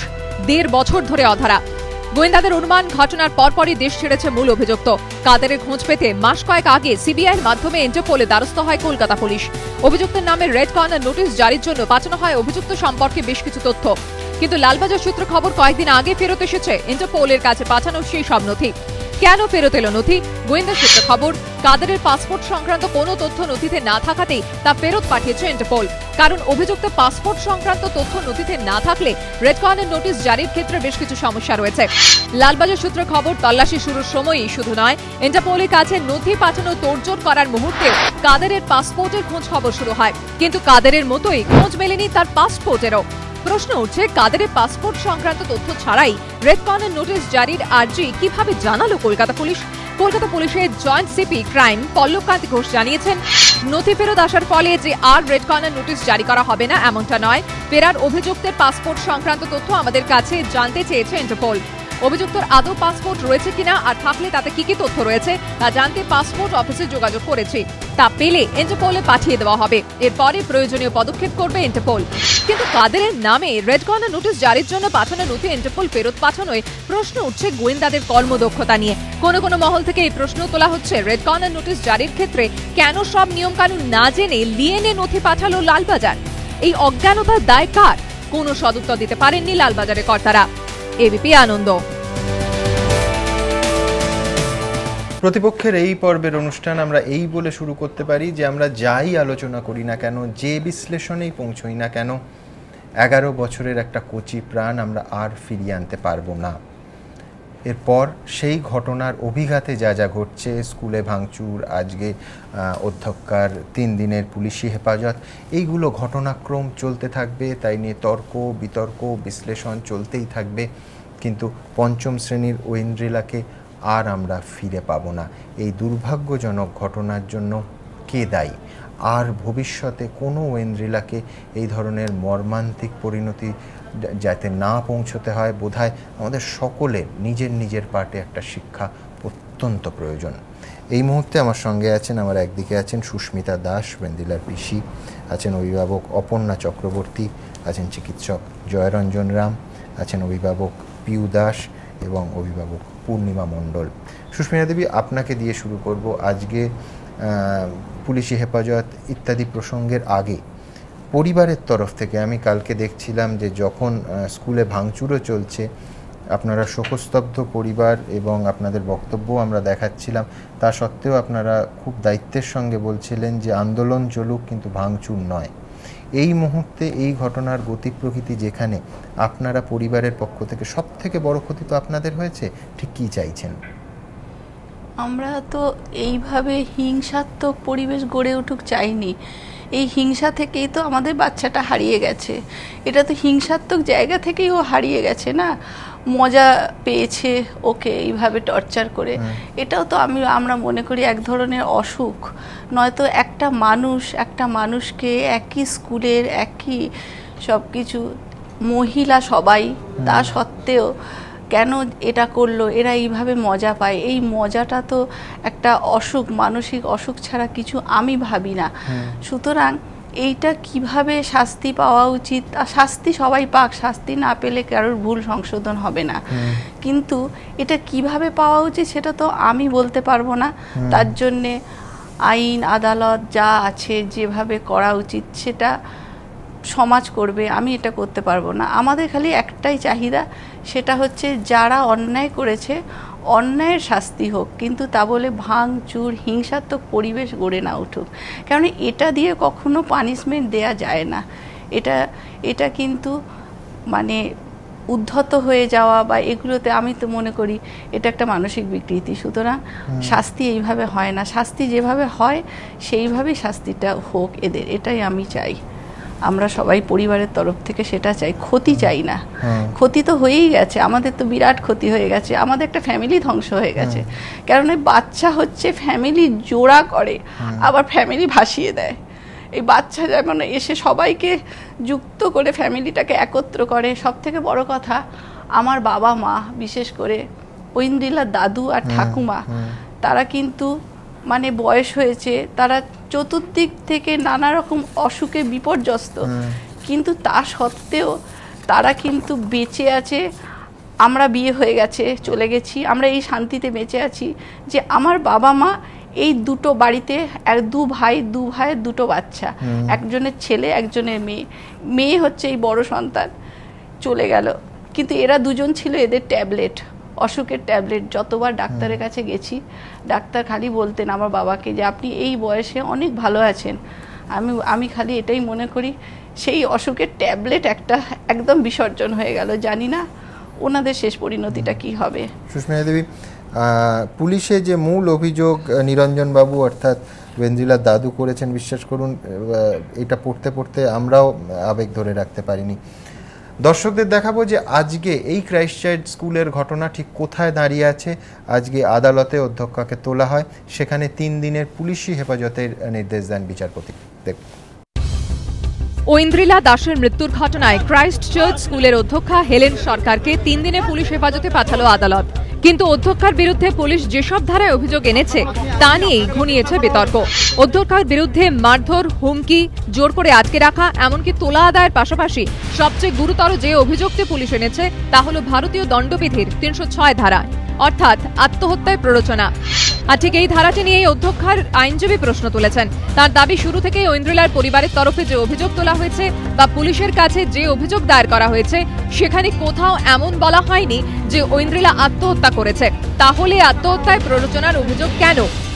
306 এর মেইন ইনগ্রেডিয়েন্টস হচ্ছে একটা লোক সুইসাইড করলে, এই this is not a case of suicide.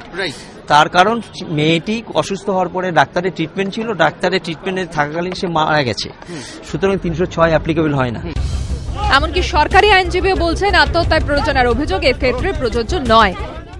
306 আমার মনে হচ্ছে অ্যাপারেন্টলি এখন যেমন হচ্ছে 306 অ্যাপ্লিকেবল হবে না। ফরওয়ার্ডিং এর মধ্যে ওনার একটা লাইব্রেরি দেখা গেছে, যেখানে দেখা যাচ্ছে যে ওনার ঘটনাটা ঘটছিল সেই সময় তার যে একটা মনিটরিং করার ক্ষমতা ছিল সেটা তিনি অ্যাপ্লাই করেননি। স্পেসিফিক্যালি 384টাই নন বেলেবল ছিল, বাকিগুলো সব বেলেবল ছিল। যদিও ঐন্দ্রিলার বাবার মতে কখনো শৌচাগারে আটকে রেখে, কখনো টাকা দাবি করে, কখনো হুমকি দিয়ে যে পরিস্থিতি তৈরি করা হয়েছিল তাতেই 11 বছরের শিশুটি আতঙ্কের গহ্বরে তলিয়ে গেল। ভয়ের চোটেই সে হার মানল এই পরিস্থিতির কাছে। সেই দিকটাকে বিবেচনা করা হবে না? আইকিউ দিয়ে দেখলে কিন্তু চিন্তা করে দেখবেন, তো কিন্তু স্বেচ্ছায় ভাবে নিজের শরীর খারাপটাকে মেনে নিল না, তো ভয়ে ভীতিতে। আরো বলেনি একটা কারণ জেনে রাখবেন, ওকে বলেছিল নেক্সট টাইম কিন্তু তুই যদি কাউকে অভিভাবক গার্জেনকে কাউকে জানাস, তোকে এমন অন্ধকার ঘরে বন্ধ করে দেবো, তুই সেখানে দম বন্ধ হয়ে মরে যাবি। এই যে এই কথাটার জন্য কিন্তু হাইলাইট করবেন যে কি বলতে, এই কথাটার জন্য কিন্তু ভীষণ আতঙ্ক ছড়িয়েছে। আমাকে তো স্কুলে যেতেই হবে, আমার সাথে ওর মা বাবা যাবে না যে আমাকে গার্ড দিয়ে আমার পেছনে বসে থাকবে না। এই জিনিসটার নানান রকম চিন্তা ভাবনা ওর মাথার মধ্যে, ছোট্ট ওই মস্তিষ্কের মধ্যে কতটা কষ্ট, কতটা ডিপ্রেশন, কতটা আমি বলছি আমার নিজেরই ভয় লাগছে। ওই ছোট্ট 10 বছরের শিশুটা এই কটা দিন কি যন্ত্রণা সহ্য করেছে। যদিও আইনজীবীরা বলছেন আত্মহত্যার প্ররোচনার অভিযোগ আনার জন্য আগে তো আত্মহত্যার ঘটনা ঘটতে হবে। সেক্ষেত্রে যে চিকিৎসক ময়না তদন্ত করেছেন তাকে লিখিত আকারে রিপোর্ট দিতে হবে এটি আত্মহত্যার ঘটনা এবং কিভাবে আত্মহত্যা করা হয়েছে তাও নির্দিষ্ট করে লিখতে হবে। এক্ষেত্রে তো কোনোটাই ঘটেনি, তাহলে পুলিশ কিভাবে এই ধারা আনলো? আইনজীবীদের মতে শুরু থেকেই ধারা নিয়ে এরকম বিতর্ক তৈরি হলে তো মামলাটাই দুর্বল হয়ে যাবে, সেক্ষেত্রে অভিযুক্তদের সাজা দেওয়াই কঠিন হয়ে যাবে। সুইসাইড অর্থাৎ নিজেকে সরিয়ে দেবো সেই জিনিসটা যদি থাকে তাহলে সেটাকে সুইসাইড বলা হয়, তারপরে আত্মহত্যার প্ররোচনা আসে। ফলে এক্ষেত্রে সেইভাবে সেটা আসবে না। উঁচু ক্লাসের অন্যান্য যারা স্টুডেন্ট তারা মেয়েটার উপর মানসিক নির্যাতন করেছে, কিন্তু অধ্যক্ষকে তার বাড়ির লোক আগে কখনো জানায়নি। আত্মহত্যার প্ররোচনার মামলা মানে সরাসরি প্ররোচনা দিতে হবে, এটার মধ্যে প্ররোচনার কোনো বস্তুই নেই। পুলিশ এদিন আদালতে জানিয়েছে এখনো কয়েকজন অভিযুক্ত ধরা পড়েনি, কিছু নথিও বাজেয়াপ্ত করা বাকি, তাই অধ্যক্ষকে হেফাজতে চাওয়া হয়েছে। কিন্তু সেখানে ধারা নিয়ে যে বিতর্ক তৈরি হলো তা কি আদৌ কাম্য ছিল? সুবিচারের পথে এই বিতর্ক কোনো মতে বাধা হয়ে দাঁড়াবে না তো, উঠছে প্রশ্ন। ময়ূখ ঠাকুর চক্রবর্তীর রিপোর্ট, এবিপি আনন্দ, কলকাতা।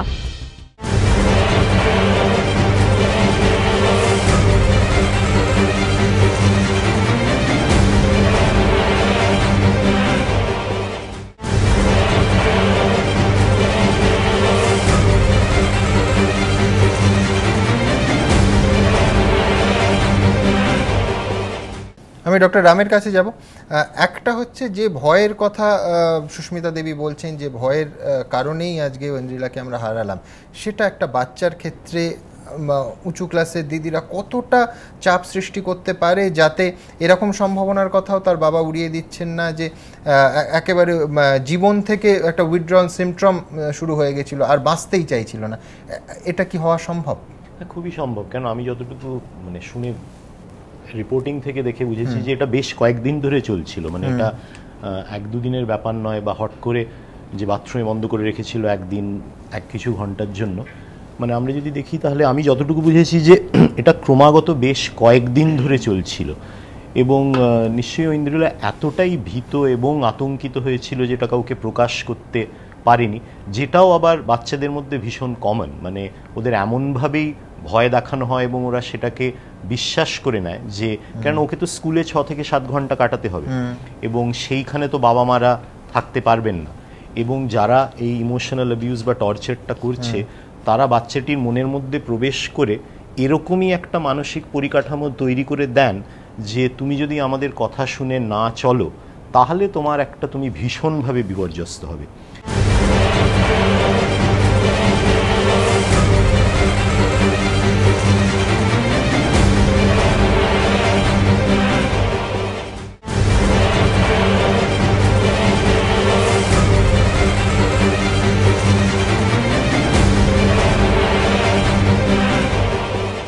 আমি যদি এখন এই বাচ্চাটির মনের মধ্যে ঢুকে দেখার চেষ্টা করি তাহলে একেবারে অসহায়, মানে আমায় স্কুলে যেতেই হবে, সেইখানে আমি জানি যে আমি অসহায় এবং আমার বাবা মারা কিছু সাহায্য করতে পারবে না, এবং যার ফলে স্কুলটা তো বাচ্চার জীবনে একটা বিরাট বড় অঙ্গ, এবং সেইটা যদি আমার কাছে এতটাই যন্ত্রণামূলক হয়ে থাকে যে আমি ওখানে যেতেই পারছি না, তাহলে আমি জীবন থেকেই আস্তে আস্তে সরে আসব, এবং আমার যে জীবনের প্রতি যে উচ্ছ্বাস, যে একটা আকাঙ্ক্ষা, সেটাই আস্তে আস্তে নিভে যাবে। এবং খুব বহু ক্ষেত্রে আমরা এরকম দেখি যে ডিপ্রেশনে একটা মারাত্মক একটা আকার নেয়, খাওয়া দাওয়া বন্ধ হয়ে যায়, কথাবার্তা বলা বন্ধ হয়ে যায়, জীবন শক্তিটাই আস্তে আস্তে কমে যায় এবং নির্জীব হয়ে যায় বাচ্চারা। আপনাদের দেখাবো যে পুলিশের ভূমিকা, প্রশাসনের ভূমিকাও কিন্তু কালকে প্রশ্নের ঊর্ধ্বে নয়। তার কারণ একদিকে যেখানে শিক্ষামন্ত্রী বলছেন যে যে ভাঙচুরের ঘটনা হচ্ছে তা কাঙ্ক্ষিত নয়, যথেষ্ট কড়া বিবৃতি আসছে সরকারের শিক্ষা দপ্তরের সর্বোচ্চ স্তর থেকে, তখন পুলিশ কিন্তু অনেক ক্ষেত্রেই অসহায় দর্শক। তাই প্রশ্নের ঊর্ধ্বে রাখা যাচ্ছে না গতকালকে স্কুলে ভাঙচুরের ঘটনায় প্রশাসনের ভূমিকাকেও।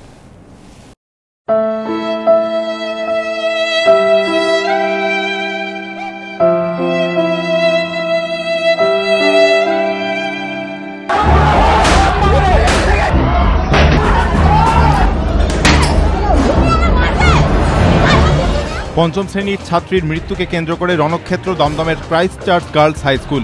অভিভাবক অভিভাবিকাদের পুঞ্জীভূত ক্ষোভ আছড়ে পড়ল স্কুলে। একের পর এক দাবি উঠল বিক্ষোভকারীদের মধ্যে থেকে। কখনো অধ্যক্ষকে বাইরে আসতে হবে, কখনো তাকে পদত্যাগ করতে হবে, আবার কখনো তাকে গ্রেফতার করতে হবে। আর গোটা ঘটনায় পুলিশ কার্যত বার্তাবাহকের কাজ করল। বিক্ষোভকারীদের বার্তা নিয়ে পৌঁছে দিলেন অধ্যক্ষের কাছে, আর কার্যত একে একে বিক্ষোভকারীদের সব দাবি মেনে নিল তারা। চোখের সামনে ভাঙচুর চললেও সেভাবে কাউকে বাধা দিতে দেখা গেল না পুলিশকে। হাত জোর করে সবার কাছে পুলিশ কর্তা শান্ত থাকার জন্য আবেদন করলেন ঠিকই, কিন্তু তাতে কেউ সাড়া না দেওয়ায় বিশেষ হেলদোল দেখা গেল না পুলিশের মধ্যে। আমাদেরকে আইনি যে পদক্ষেপগুলো নিতে হবে সেগুলো আমাদের নিতে দিন। যদি আইনি পদক্ষেপ আমরা না নিতে পারি, আপনাদের হাতে এই তো অস্ত্র আছে। বৃহস্পতিবার বিক্ষোভরত অভিভাবক অভিভাবিকাদের দাবি মেনে পুলিশ প্রথমে অধ্যক্ষকে বাইরে এনে বিবৃতি দেওয়ায়, কিন্তু তাতেও পরিস্থিতি শান্ত হয়নি।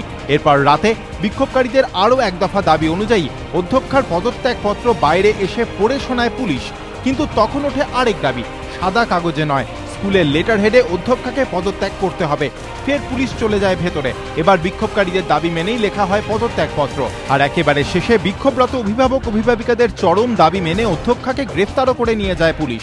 কিন্তু প্রশ্ন উঠছে, একটি বেসরকারি প্রতিষ্ঠানে বিক্ষোভকারীদের একের পর এক দাবি কেন মেনে নেবে পুলিশ? কেন কার্যত বার্তাবাহকের কাজ করবে তারা? আজ যদি ফের কোনো প্রতিষ্ঠানে গিয়ে উন্মত্ত জনতা ভাঙচুর চালিয়ে কোনো ব্যক্তির পদত্যাগ কিংবা গ্রেফতার দাবি করে, তাহলেই কি পুলিশ সব মেনে নিয়ে সেই মতো কাজ করবে? যদি ক্ষোভ বিক্ষোভ যুক্তিসঙ্গত হয়ও, তাহলেও কোন অধিকারে বেসরকারি প্রতিষ্ঠানের কার্যকলাপে হস্তক্ষেপ সম্ভব? উঠছে প্রশ্ন। আইনজীবীদের একাংশ বলছেন, পুলিশ ক্রাইস্ট চার্চ স্কুলে যা করেছে সেটা তাদের কাজ নয়। পুলিশ কার্যত সালিশির কাজ করেছে, সেটা তাদের কাজের মধ্যে পড়ে না। সেই সঙ্গে যারা স্কুলে ভাঙচুর চালিয়েছেন তাদের বিরুদ্ধেই বা কেন এখনো কোনো ব্যবস্থা নিল না পুলিশ? এই প্রশ্নের উত্তরও অধরা। এবিপি আনন্দ। আমাদের সঙ্গে যোগ দিয়েছেন আইনজীবী সৈয়দ শাহী ইমাম। আপনার কাছে আমার প্রশ্ন থাকবে যে আত্মহত্যার প্ররোচনার ধারা এখানে পুলিশ যোগ করেছে 306 আইপিসি, কতটা প্রাসঙ্গিক? এই মৃত্যু তো সাধারণভাবে দেখতে গেলে আত্মহত্যা নয়, এবং যদি এই ধরনের প্রাসঙ্গিক তথাকথিত অপ্রাসঙ্গিক ধারা যোগ হয়, তাহলে কি ওয়েন্দ্রিলার যে অবর্ণনীয় যন্ত্রণার মধ্যে যেতে হয়েছে, এই রকম গুরুত্বপূর্ণ একটা মামলাই অনেকটা দুর্বল হয়ে যায় না? অ্যাবসলিউটলি। পুলিশ নিজের কাজ করেছে, যে কাজটা পুলিশ চিরকাল করে এসছে। পুলিশ তো নিজে কোনো দিন ইন্ডিপেন্ডেন্টলি কোনো কাজ করে না, কারোরই নির্দেশে হয়েছে এটা। কিন্তু এই মামলায় অ্যাবেটমেন্ট টু কমিট সুসাইড, যেটা 306 ধারা 306, সেটা এই ক্ষেত্রে তো অ্যাপ্লিকেবল নয়। মেয়েটি অসুস্থ হয়েছে, তারপর তার চিকিৎসা হয়েছে, তাকে একটা নার্সিং হোমে নিয়ে যাওয়া হয়েছে, সেখানে সে একটা অ্যালজোপ্রেমের বোধহয় ইঞ্জেকশন পেয়েছে, তারপর মারা গেছে। হ্যাঁ, কিন্তু কারোরই অভিযোগ নয় যে তাকে ফোর্স করা হয়েছিল সুসাইড কমিট করার জন্য। সুতরাং এটা জেনে শুনে করা হয়েছে। কি বলছেন? মামলা আবার যাতে ডাইলিউট হয়ে যায়। যারা করেছে এই কাজটা তাদের তো পুলিশ ধরতে পারেনি আজ পর্যন্ত, কিন্তু আমি জানি না এই পর্যন্ত পুলিশ কাউকে ইন্ডিকেট করেছে কিনা। প্রিন্সিপালকে নিয়ে হাজতে দিয়ে দেওয়া হলো, পুলিশ নিজের কাজ করেছে। আমার প্রশ্ন এখানে একটাই, যে ধারা 437 ম্যাজিস্ট্রেট সাহেব কী করছিলেন আজকে? তিনি কিন্তু কেন দেখলেন না? তার তো এখতিয়ার আর ক্ষমতার মধ্যে রয়েছে বেল দেওয়া। ধারা 437-এর সাবধারা 2 প্রোভাইজো 2, যে যদি 16 বছরের নিচে হয়, কিন্তু এক্সটর্শনের চার্জ আছে, নন বেলেবল। হ্যাঁ, সবকটা নন বেলেবল, কিন্তু দিতে পারেন তিনি, আইন তাই বলছে। তিনি বলতে পারতেন যে ঠিক আছে আমি ইন্টারিম বেল দিলাম, পুলিশ তদন্ত করুক। তার তো এখতিয়ারের মধ্যে রয়েছে 437(5), আবার তিনি বেল ক্যান্সেল করতে পারতেন। প্রিন্সিপাল কিছু জানলো না, কি ঘটলো, সে কোনো পার্টি নয়, তার বিরুদ্ধে ডাইরেক্ট কোনো অভিযোগ নেই, অথচ 3 দিন সে পুলিশ হাজতে থাকবে। সম্পূর্ণ ভুল হয়েছে। পুলিশ নিজের কাজ নিজের মতন করেছে, কিন্তু এখানে আমার মানে দুঃখের সাথে বলতে হচ্ছে যে ম্যাজিস্ট্রেট সাহেবের আজকে একটা ডিউটি ছিল, তিনি কিন্তু সেটা পারফর্ম করেননি। ইমিডিয়েট বেল দেওয়া উচিত ছিল। পুলিশ তো বলতে পারে না ইনি পালিয়ে যাবেন, স্কুলের প্রিন্সিপাল আফটার অল, কোথায় যাবে সে? তার তো কোনো জায়গা যাওয়ার নেই। কিন্তু সেক্ষেত্রে একদম অ্যাবসলিউট বেল, আর আইন বলছে তো বেল দিতে পারে, তো দিল না কেন? এর পাশাপাশি আরেকটা জায়গাতেও প্রশ্ন আছে, সেটা হচ্ছে ওয়েন্দ্রিলার চিকিৎসা কি সঠিক রাস্তাতে হেঁটেছিল? ছোট্টখাট্ট চেহারার ওয়েন্দ্রিলাকে কি 2 মিলিগ্রামের লোপেজ ইঞ্জেকশন দেওয়া যথেষ্ট যুক্তিযুক্ত হয়েছিল? এ নিয়েও কিন্তু প্রশ্ন আছে।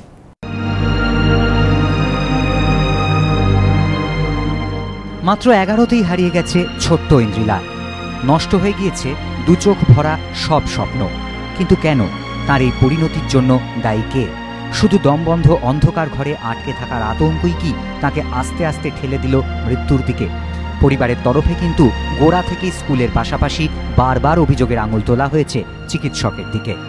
মঙ্গলবার ঐন্দ্রিলাকে দেখেন মনোরোগ বিশেষজ্ঞ পার্থসারথী বিশ্বাস। তিনি শিশুটিকে লোরাজেপাম ইনজেকশন দেন। ঐন্দ্রিলার পরিবারের দাবি, এরপর আর তার ঘুম ভাঙেনি। আমার মেয়ে যেদিনে মৃত্যুশয্যায় ছিল সেদিনে আমার ঐন্দ্রিলার বাবা ওই ডাক্তারকে ফোন করে দুপুরবেলা। উনি বললেন, আপনাকে ট্যাবলেট দিয়ে দিচ্ছি, SMS ইঞ্জেকশন দিয়ে দিয়েছি। আমরা ইঞ্জেকশনটা নিয়ে যেতে ভুলে গেছিলাম। ইঞ্জেকশনটা আনালো, আনিয়ে উনি ইঞ্জেকশনটা পুশ করলো। তারপরে উনি কি করে ভাবলো 3 দিন আমার মেয়ে খায়নি, স্যালাইন চলেছে, তা সত্ত্বেও ইঞ্জেকশনটা দিচ্ছে। আমার মনে মনে কিন্তু খুব রাগ ধরছে। তখন ওই সাইকিয়াট্রিস্টকে যখন এই ইঞ্জেকশনটা উনি দেওয়ার কথা বলছিলেন, তখন আমার দিদি ছিলেন ওখানে, দাদাও ছিলেন, যে ওর শরীরের যা কন্ডিশন দেখছি তাতে কি ইঞ্জেকশনটা দেওয়া ঠিক হবে? তখন উনি বলেন, ডাক্তার যখন আমি আর আমার কাছে যখন নিয়ে এসছেন তখন আমার ডিসিশনটাই তো শুনতে হবে, নাহলে আপনারা বাড়িতে রেখে বাড়িতে ট্রিটমেন্ট করুন। সত্যি কি লোরাজেপাম ইনজেকশনই চরম ক্ষতি হয়ে গেল দাস পরিবারের? চিকিৎসকরা কি বলছেন? মনোরোগ বিশেষজ্ঞ রিমা মুখোপাধ্যায় বলছেন, লোরাজেপাম ইনজেকশন দেওয়া হয় বড়দের, ছোটদের দিলে শ্বাসকষ্টের আশঙ্কা থাকে। একটা বাচ্চা যার একটা খুব ট্রমার মধ্যে গিয়েছিল, তার আগে র্যাগিং হয়েছিল, তারপরে তাকে সাইকিয়াট্রিস্টের কাছে পাঠানো হয়েছিল। তিনি কি কারণে এই ইনজেকশনটা দিয়েছেন আমি ঠিক বুঝতে পারছি না, কিন্তু 12 বছরের কম বয়সে ইনজেকশনটা সাধারণত দেওয়া হয় না। তার সাথে বোধহয় আরেকটাও ঘুমের ওষুধ দেওয়া হয়েছিল। সেই দুটো করে হয়তো যেটা হয়েছে একটা খুব সিভিয়ার রেসপিরেটরি ডিপ্রেশন হয়ে থাকতে পারে।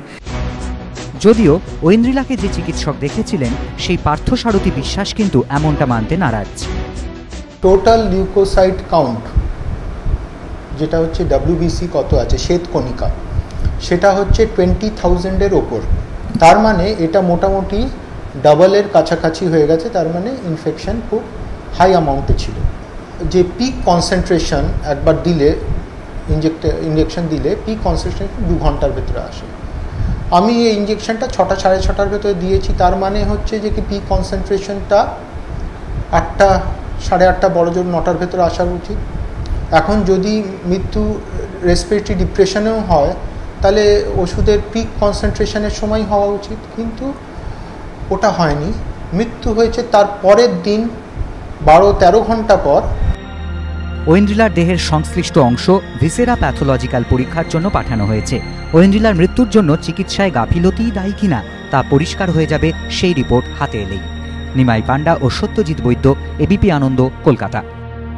ডক্টর রাম, আপনার কাছে আসবো দুটো অংশে। একটা হচ্ছে লোপেজ ইঞ্জেকশন দেওয়া নিয়ে, এবং কালকে ঐন্দ্রিলার বাবাও বারবার বলছিলেন যে রক্ত পরীক্ষায় রক্তের সংক্রমণ দেখা গেছিল, সেক্ষেত্রে নার্সিংহোমের কি ছাড়া উচিত হয়েছে? আমি না প্রথমেই ইঞ্জেকশনটা নিয়ে বলি। IM ইঞ্জেকশন দিয়েছে 13 ঘন্টা পর মারা গেছে, এটা কিন্তু একেবারেই সম্ভব না যে ইঞ্জেকশনটার জন্য মারা গেছে। মানে এবং আমি এটা হলপ করে বলতে পারি, নট দ্যাট যে আমি ডিফেন্সে বলছি।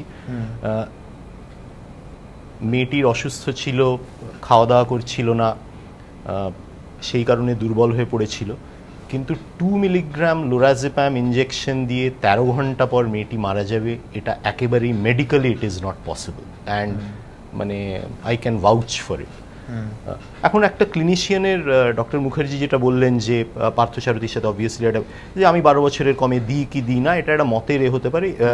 আমি আবার ডক্টর মুখার্জির এর সাথেও একেবারে সহমত নই যে লোরাজেপাম ইঞ্জেকশন 12 বছরের মেয়েদের, কম বয়সীদের দেওয়া হয় না। এপিলেপসির ক্ষেত্রে ভীষণ রেগুলারলি দেওয়া হয়। ইঞ্জেকশনটার জন্য মৃত্যু হয়নি। আমি বাকি ডিটেলটা জানি না, যে নিশ্চয়ই অন্য কোনো একটা সমস্যা ছিল যেটা ধরা পড়েনি। তুমি এটা বলছো যে যেটা বললে এই যে ব্লাড কাউন্ট, লিউকোসাইটোসিস, ব্লাডে ইনফেকশন হয়েছে, হয়তো হতে পারে যে তখন সেরকম আর কোনো এভিডেন্স ছিল না, জ্বর হয়নি, অন্য কিছু ছিল না বলে ওরা ধরতে পারেনি ইনফেকশনটা। পরে সেটা ইনফেকশনটা আরও যখন ফালমিনেন্ট হয়েছে তখন ঐন্দ্রিলা দুর্ভাগ্যবশত এরকমভাবে মারা গেছে।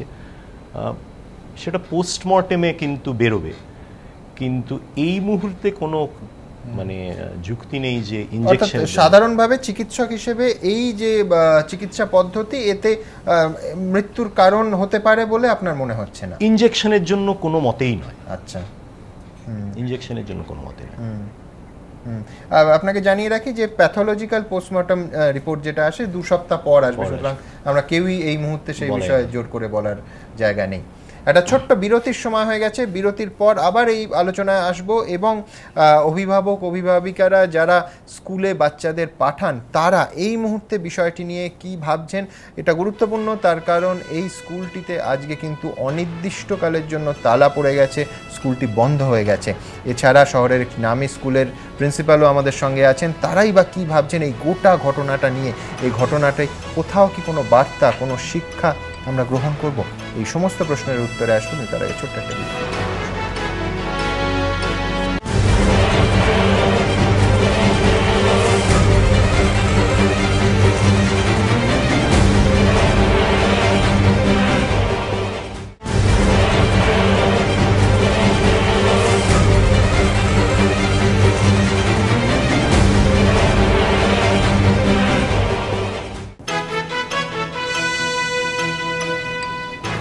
দমদমে ক্রাইস্ট চার্চ স্কুলে এই ভাঙচুরের ঘটনা কিন্তু আমাদের অনেক সিরিয়াস প্রশ্নের মুখে দাঁড় করিয়ে দিল। একটা মত যেমন বিক্ষোভ, সেটা পুঞ্জীবিত ক্ষোভ থেকে হয় এবং সেই ক্ষোভ কতটা জমলে অভিভাবকরা ঝাঁপিয়ে পড়েন স্কুলের ওপর, সেটা যেমন সমাজতাত্ত্বিক বা শিক্ষাবিদদের নিঃসন্দেহে চিন্তার বিষয় হবে। তার কারণ গতকাল সত্যি সত্যি আমাদেরও সংশয় হয়েছিল যে সত্যি সত্যি যারা এইভাবে ভাঙছেন, স্কুল সম্পত্তির ক্ষতি করছেন, প্রায় গণপ্রহারের ধাঁচে অধ্যক্ষকে তাদের হাতে তুলে দেয়া, আইন নিজের হাতে তুলে নেওয়ার কথা বলছেন, তারা কি সত্যি অভিভাবক? কিন্তু বিশ্বাস করুন, আমাদের প্রতিনিধিরা বিভিন্ন জায়গায় খোঁজ নিয়ে ফুটেজ এবং ছবি সমেত দেখছেন যে সত্যি সত্যি তাদের সন্তানরা ওই স্কুলেরই ছাত্রী, যার ফলে একটা দিক নিঃসন্দেহে যে কি করে আগামীকাল সকালে নিজের সন্তানকে যে স্কুলে পাঠানো হবে সেই স্কুল সম্পত্তির ওরকম ক্ষতি করা যায়, এই প্রশ্ন যেমন নৈতিকতার দিক থেকে কেউ তুলতে পারেন, পাশাপাশি এরম প্রশ্ন উঠে আসছে যে ব্যবস্থা এবং স্কুলটির ওপর দীর্ঘদিন ধরে কতটা ক্ষোভ জমলে অভিভাবকদের এই প্রতিক্রিয়া হতে পারে। সত্যি সত্যি কি ম্যানেজমেন্টের ভাষায় সেফটি বাল্বটা ছিল না ওই স্কুলে? এই প্রশ্নের মুখে আমাদের দাঁড়াতেই হচ্ছে।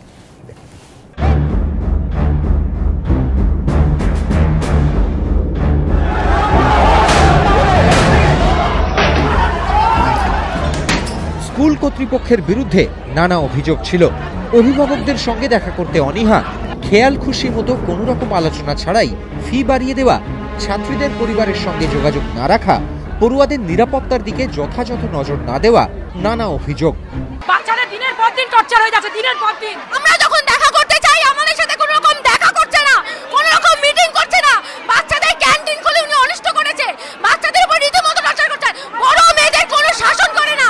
বাচ্চারা স্কুলে আসতে চায় না, ভয়তে স্কুলে আসতে চায় না, এদের টর্চারের জন্য। কেন এটা হবে? এমনকি ক্রাইস্ট চার্চ গার্লসের ছাত্রীরাও প্রধান শিক্ষিকার বিরুদ্ধে ক্ষোভ উগরে দিয়েছে। প্রিটেস্টের টাইমে এই যে নিজে আমাদের রুলস করে দিয়েছিলেন যে আমরা ঢুকতে পারবো না, এরকম টাইপের রুলস প্রত্যেকটা ছোট ছোট ইনফ্যান্ট, নার্সারি, প্রাইমারির বাচ্চাদেরকে আটকে রাখা, তাদের কান্না, কোনো কিছুর কিন্তু উনি দেখেননি। মানে এইচএন ঢোকার পরে কোনো নিরাপত্তাই দেখা যায়। আর অভিভাবকদের দীর্ঘদিনের এই পুঞ্জীভূত ক্ষোভই বৃহস্পতিবার ঐন্দ্রিলার মৃত্যুর পর আছড়ে পড়ে স্কুলে। প্রতিবাদ করতে গিয়ে দমদমের ক্রাইস্ট চার্চ স্কুলে বেপরোয়া ভাঙচুর চালান অভিভাবকরা। কার্যত নটরাজ ভঙ্গিতে চেয়ার, টেবিল, দরজার কাঁচ তছনছ করে প্রমিলা বাহিনী।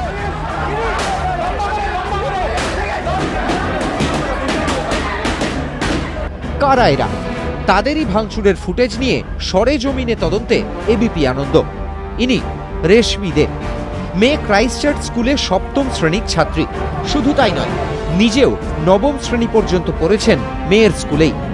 দমদমেরই বাপুজি নগরে থাকেন। এহেন প্রাক্তনী কাম অভিভাবিকা রেশমি নিজের বৃহস্পতিবারের ছবি দেখে একেবারে ভোল বদল। এটা আপনার ছবি? আপনার নাম? রেশমি দে। কয়েক ঘন্টা আগের রণংদেহী মূর্তি স্মৃতি হাতড়াতে গিয়ে বললেন এরকম ভাঙচুর করা উচিত হয়নি। আপনি কালকে ভাঙচুর করেছেন? করেছি, কিন্তু এখন মনে হচ্ছে করাটা উচিত হয়নি। ইনিও দমদমে থাকেন, স্কুলের পার্শ্ববর্তী মল রোডে। নাম পাপিয়া মজুমদার। 10ম শ্রেণী পর্যন্ত পড়াশোনা দমদম গার্লস স্কুলে। মেয়ে পড়ে 7ম শ্রেণীতে। নিজের ছবি দেখে ভাঙচুরের কথা কি করে আর অস্বীকার করেন? এটা আপনার ছবি? হ্যাঁ, এটা আমার ছবি। কি নাম আপনার? পাপিয়া মজুমদার।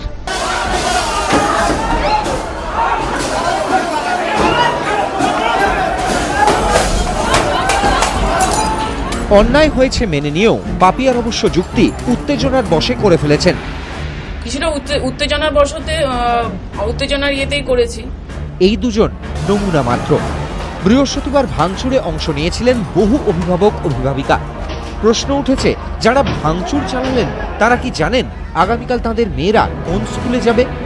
খোদ ঐন্দ্রিলার বাবাও বলছেন ভাঙচুর করা ঠিক হয়নি। ভাঙচুর করাটা ঠিক হয়নি। স্কুলটা তো একটা তো মন্দির, সেখানে যদি লোক যদি খারাপ হয় কি আপনি কি করবেন, কিন্তু মন্দিরটাকে তো এইভাবে ভাঙা উচিত হয়নি। সেটা তো তার জায়গা থেকে আন্দোলনটা কঠোর থেকে কঠোরতম হতে পারত, কিন্তু যেভাবে স্কুলটাকে নষ্ট করেছে এটা তো উচিত হয়নি। শিক্ষামন্ত্রী ব্রাত্য বসুও ঐন্দ্রিলার পরিবারের পাশে দাঁড়িয়েছেন। বেসরকারি স্কুল হলেও ব্যবস্থা নেওয়ার আশ্বাস দিয়েছেন, কিন্তু এরই সঙ্গে অত্যন্ত দৃঢ় কণ্ঠে তার বক্তব্য, স্কুলে ভাঙচুর ঠিক কাজ নয়।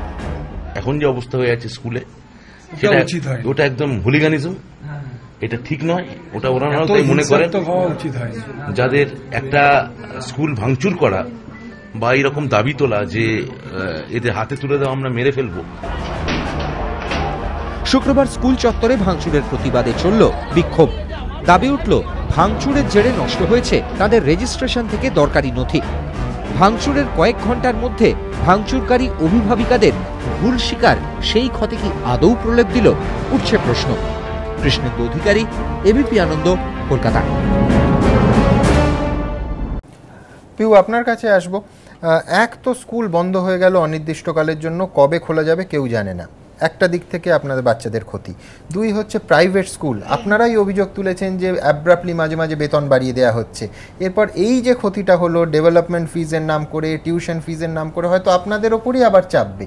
এই ভাঙচুরের ঘটনাকে আজকে আবেগ থিতিয়ে যাওয়ার পর, আমি অবশ্যই আবেগের অংশটা খুব জোর দিচ্ছি, তার কারণ কালকে ঘটনায় অত গার্জেন একসঙ্গে গেছেন, এটাই প্রমাণ করে যে কতটা আবেগ ছিল এই মৃত্যুকে ঘিরে। সেইটা থিতিয়ে দেওয়ার পর ভাঙচুরের ঘটনায় কি চোখে দেখছেন? ভাঙচুর করা তো একদমই ঠিক হয়নি। আমরা ওই স্কুলে আমাদের মেয়েদের পড়াই এবং ইন ফিউচারও আমরা ওইখান থেকেই আমরা চাই যে আমাদের মেয়েরা পাশ করুক। কাজে আমাদের মতন অনেক গার্জেনই ছিলেন, হয়তো অনেক দিন ওনার ওপর ক্ষোভ ছিল অনেক কিছু নিয়ে, যেই জন্য ঐন্দ্রিলা মারা যাওয়াটা তো হয়েছে মেন, তার জন্য আরো বিক্ষোভ বেড়ে গেছে। কিন্তু কিছু না কিছু উনি কোনোদিনই আমাদের কাছ থেকে শুনতে চাইতেন না। আমরা চাইতাম যে গার্জেনরা আমরা গার্জেন মিটিং হোক বা কোনো কিছু উনি শুনুক। হ্যাঁ, কিন্তু এই যে ভাঙচুর যেটা হয়েছে সেটাতে আমরা খুব ইনসিকিউর ফিল করছি অবশ্যই, কারণ এই জিনিসটার জন্য আমাদের মেয়েদের পড়াশুনো অনেকটাই ক্ষতি হয়ে গেল। এমনকি আমাদের স্কুলে এক্সাম চলছিল, তারপর ধরুন পুজোর পর আমাদের অ্যানুয়াল এক্সাম। হ্যাঁ, সেগুলো তো অ্যানুয়াল এক্সাম আরেকটা জিনিস, যেটা আমাদের স্কুলে যে পুজোর পরপরই অ্যানুয়াল এক্সাম হয়, সেটার জন্য আমরা গার্জেনরা অনেকবার 2 বছর ধরে এমন দেখি দিন 10-12 বাদে এই পুজোর পরেই পরীক্ষাটা ফেলে দেয়। তার জন্য আমাদের বাচ্চাদের নিয়ে একটু ঘুরতে যাওয়া বা এনজয় করা, সেই জিনিসগুলোই আমরা পারতাম না। তো এরকমই অনেক জিনিস আমরা চেয়েছি যে উনি আমাদের সামনে আসুক, গার্জেন মিটিং হোক বা প্রবলেমগুলো সলভ হোক। এই জিনিসগুলো তো কোনোদিনই হয়ে ওঠেনি। এগুলো হতে হতে দিনের পর দিন গার্জেনরা ভীষণভাবেই খুব ক্রুদ্ধ হয়েছেন এবং ভীষণভাবে ওনাদের মানে কি বলবো, কালকের দিনে ওনারা নিজেদেরকে কেউ কন্ট্রোল করতে পারেননি। সেই জন্য ধরুন ভাঙচুরটা কিন্তু আমার কাছে এটা ভীষণভাবেই খারাপ লাগছে। আপনি বলছেন কোথাও একটা স্কুল কর্তৃপক্ষের তরফ থেকে কমিউনিকেশন গ্যাপ ছিল, আপনাদের সঙ্গে রেগুলার মিট করা বা প্যারেন্টস টিচার মিটিং ইত্যাদি নিয়মিত হতো না? একদমই হতো না। আমরা চাইতাম ধরুন এমন সময় বলছে টিচার্সদের সঙ্গে আমাদের কথা বলতে, স্কুল ছুটির পর বাচ্চারা ভীষণভাবে টায়ার্ড হয়ে যায়, 10টা থেকে 4টে অবধি একটা বাচ্চা স্কুলে থাকার পর তারপর নিশ্চয়ই সেই বাচ্চা বেরিয়ে আসার পর আমরা টিচারদের সঙ্গে কথা বলবো, এবং টিচাররাও থাকতেন না, টিচাররাও বেরিয়ে আসতেন। হ্যাঁ, তা সেগুলো আমরা চাইতাম যাতে আমাদের সঙ্গে আমাদের যেগুলো প্রবলেম সেগুলো উনি আমাদের সঙ্গে একটু কনসাল্ট করুক। সেই জিনিসগুলো কোনোদিনই আমাদের সঙ্গে হয়ে ওঠেনি। এমনকি এই এক্সামগুলো যে কিছুদিন বাদেই ফেলছে, সেগুলোর জন্য বাচ্চাদের একটু তো প্রেশার হতোই। তো সেগুলো আমরা মেনে নিয়েছিলাম, ওগুলো আমাদের কাছে কোনো অসুবিধা না। কিন্তু আমরা চাইতাম যে একটু মিটিং হোক, অন্তত আমাদের বাচ্চাদের যে প্রবলেমগুলো হচ্ছে সেগুলো আমরা চাইতাম যে ওনাদের সঙ্গে শেয়ার করলে বাচ্চাদের ক্ষেত্রেও সুবিধে, এবং বাচ্চাদের প্রতি যে প্রেশার হচ্ছে বা বাচ্চাদের যে আমরাও বাড়িতে বকে ফেলছি পড়াশোনার জন্য, যে না তোমাদের করতেই হবে, পুজো বলে আমরা মানতাম না, পুজোর সময়ও তোমাদের পড়তে হবে। এমনকি আমাদের মেয়েদের এমন হয়েছে, আগের বছর পুজোর সময় মেয়েদেরকে পড়াতে হয়েছে বাধ্য হয়ে, তার ঠিক 10 দিন বাদে পরীক্ষা ফেলে দিয়েছে অ্যানুয়াল। সেগুলো যদি ওনারা আমাদের সঙ্গে একটু ডিসকাস করতেন তাহলে মনে হয় আজকে এই জিনিসগুলো দিনের পর দিন অনেক জিনিসই আছে যেগুলো তো আমি একা জানি না, অনেক গার্জেন থাকলে হয়তো এগুলো নিয়ে ধরুন কথাবার্তা হতো, তাহলে হয়তো আজকে এই ভাঙচুরের জায়গাটা আসতো না। ভাঙচুরের জায়গাটা তো ভীষণ বাজেই হয়েছে, আমরা নিজেরা গার্জেন হয়ে বলছি খুব ইনসিকিউর ফিল করছি এই জন্য, কারণ অনেক দিনের জন্য স্কুল বন্ধ হয়ে গেল, আমাদের বাচ্চারা বাড়িতে বসে থাকবে, এখন আমাদের বাচ্চাদেরকে কোন স্কুলে কোথায় দেবো ঠিক মাঝপথে এসে, এটা তো একটা খুব দুঃখের বিষয়। পূর্ণিমা, আপনার কাছে আসবো যে এই যে আইন কোনো অবস্থাতেই আইনটা নিজের হাতে নিয়ে আনে, বা একটা ধরুন দুপুর থেকে বিকেল যখন গড়াচ্ছে তখন তো আমরা পুরোটাই লাইভ দেখাচ্ছি এবিপি আনন্দে, আমরা বারবারই দেখছি যে এমন মব ফিউরি যেটাকে আমরা বলি, যে এমন একটা পর্যায়ে ক্রোধটা যাচ্ছে যে আমাদের হাতে তুলে দিন, প্রায় একটা গণপ্রহারের সিচুয়েশন চলে আসা, এটাকে আজকে সেই আবেগটার থিতিয়ে যাওয়ার পর কিভাবে দেখছেন? না, উনি এটা তৈরি করেছেন নিজে, উনি কোনোদিনই মানে কারোর প্রবলেমটা উনি কোনোদিনই বুঝতে চাননি। আমার ক্ষেত্রে এরকম একটা হয়েছে ঘটনা যে আমার ছোট বেবি হয়েছে, আমি খুবই অসুস্থ ছিলাম, মানে আমার 2-2.5 লাখ টাকা বেরিয়ে গেছে শুধু ওই বেবিটা হতে গিয়ে, তাকে বাঁচানোর জন্য আর আমি ভীষণভাবে অসুস্থ হয়েছিলাম। সেক্ষেত্রে আমি মানে 4 মাস মানে ফেসবুকে লেখা রয়েছে যে 3 মাস ওভার হয়ে গেলে অ্যাডমিশনটা রিঅ্যাডমিশন করা হয়।